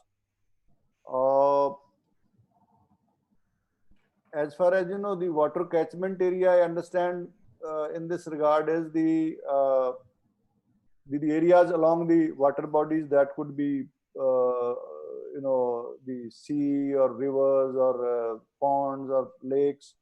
So basically the government has prepared various regulatory laws for saving these water catchment areas from unregulated and unauthorized illegal kind of development. So these regulatory laws apply differently for sea, for oceans, for lakes, for rivers. So all these laws are in place to take care of these things. Whether these are actually implemented or these laws are enforced in the right earnest is a question mark. But yes, regulatory framework is available. Thank you. Okay. Okay, thank you. Any other question? Next, I enough. And next, the question for Professor Dr. Karim Hassan Alwan. Please answer the questions. Thank you. Thank you for these questions. I would be answering briefly for your interested presentation, technical structure and big cities in metropolitan areas.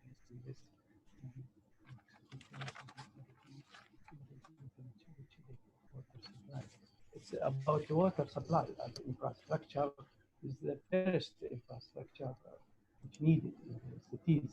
So the infrastructure for the water supply as sustainable must be define the water demand and water supply according to the idea of the users. I mean the citizen or inhabitant, which can take the finance and the accurate water supply interested, not for pressure on the water supply. Don't use the idea of the users.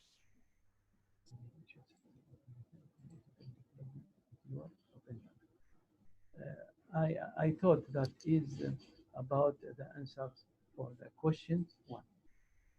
Question 2, please explain the best method to update data. Dynamic data is complex systems. It's very difficult. Either the data, reliability data, would be accurate or low errors in it. So we need digital techniques, IT techniques, to take the data as dynamics with the based methods of arithmetics and mathematics. So we need, for examples, for the dynamic traffic transportation, we need camera. We need special technology for the traffic volume, to scale the climate. We need for raw water pollutions. We need pollutions in seconds, in minutes, not in traditional methods. So the dynamic data depend on the technology and techniques. It depends on the strategic planning. So we cannot use some of the curve and not take the other curves. We need for closed curve. If we not plan according to the closed curve, our planning, our sustainable development is not right. Thank you. If another questions?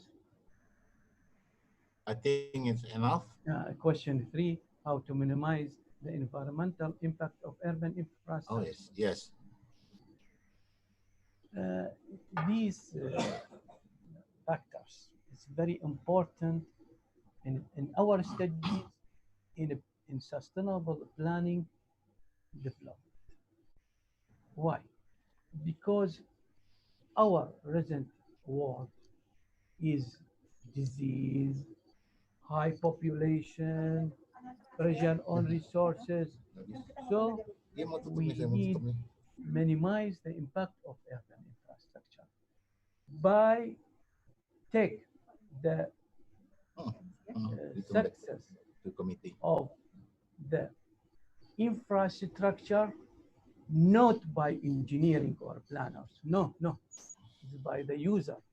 The user who can talk that the urban infrastructure is failure or not failure or good. So we need the data not from top. We need the data from the base go to the top. And the user inhabitants which who said that the urban infrastructure services is successful or failure. Not engineering and not planner. Thank you. Thank you. Yeah, Rustam. Thank you very much. Okay. Thank you, Prof. Karem Hasan Ahwan. Ladies and gentlemen, the time has ended. So the audience, especially for the speaker, thank you for your discussions. Finally, we have finished the entire presentation of sessions. And thank you for all speakers, Mr. Fani, Professor Madia, Landscape Architect Dr. Suhardi Maulan, Mr. Jaswat Singh, and Professor Dr. Kalim Hasan Alwan. Thank you very much. And my graduate also goes to the audience, especially for all participants during the virtual seminar going on. Ladies and gentlemen, I close our session this time by saying Alhamdulillah, thanks God. Please, the all participants, please big applause for the speaker and of course for we all. Thank you very much. Wassalamualaikum warahmatullahi wabarakatuh. I return back to the committee. Thank you. Bye-bye. All right, well, thank you so much for Dr. Rustam as the moderator. Thank you for moderating this presentation session. And also thank you for all invited speakers for sharing the knowledge.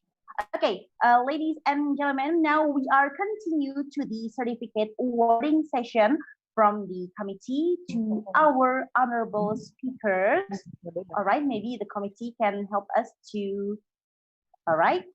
Okay, the certificate is already appear. And the first certificate is awarded to Professor Dr. Agus Setiobudi, MSc, as a head of LLDP Region 3. Thank you so much. We really appreciate for your contribution. And the following certificate, the next certificate is awarded to Professor Dr. Ali Gufron Mukti, MSc, PhD, as Rector of Universitas Trisakti, Jakarta, Indonesia. Thank you so much. Really appreciate for your contribution. The next is awarded to Mr. Fani Wedahuditama, SPMTMA, as Regional Coordinator, Global Water Partnership, Southeast Asia. Thank you, Mr. Fani. Really appreciate for your contribution. Next is awarded to Professor Madya Landscape Architect, Dr. Suhati bin Maulan, as Dean of Faculty Design and Architecture, University Putra, Malaysia. Thank you, Professor Madya Suhadi. Really appreciate for your contribution. And the next certificate is awarded to Mr. Jaswant Singh, as Senior Vice President, Institute for Spatial Planning and Environment Research, India. Thank you so much, Mr. Jaswant. Really appreciate. And then certificate is awarded to Professor Dr. Karim Hassan Alwan, Center of Urban Regional Planning, University of Baghdad, Iraq. Thank you so much, Professor Karim. Really appreciate for contribution.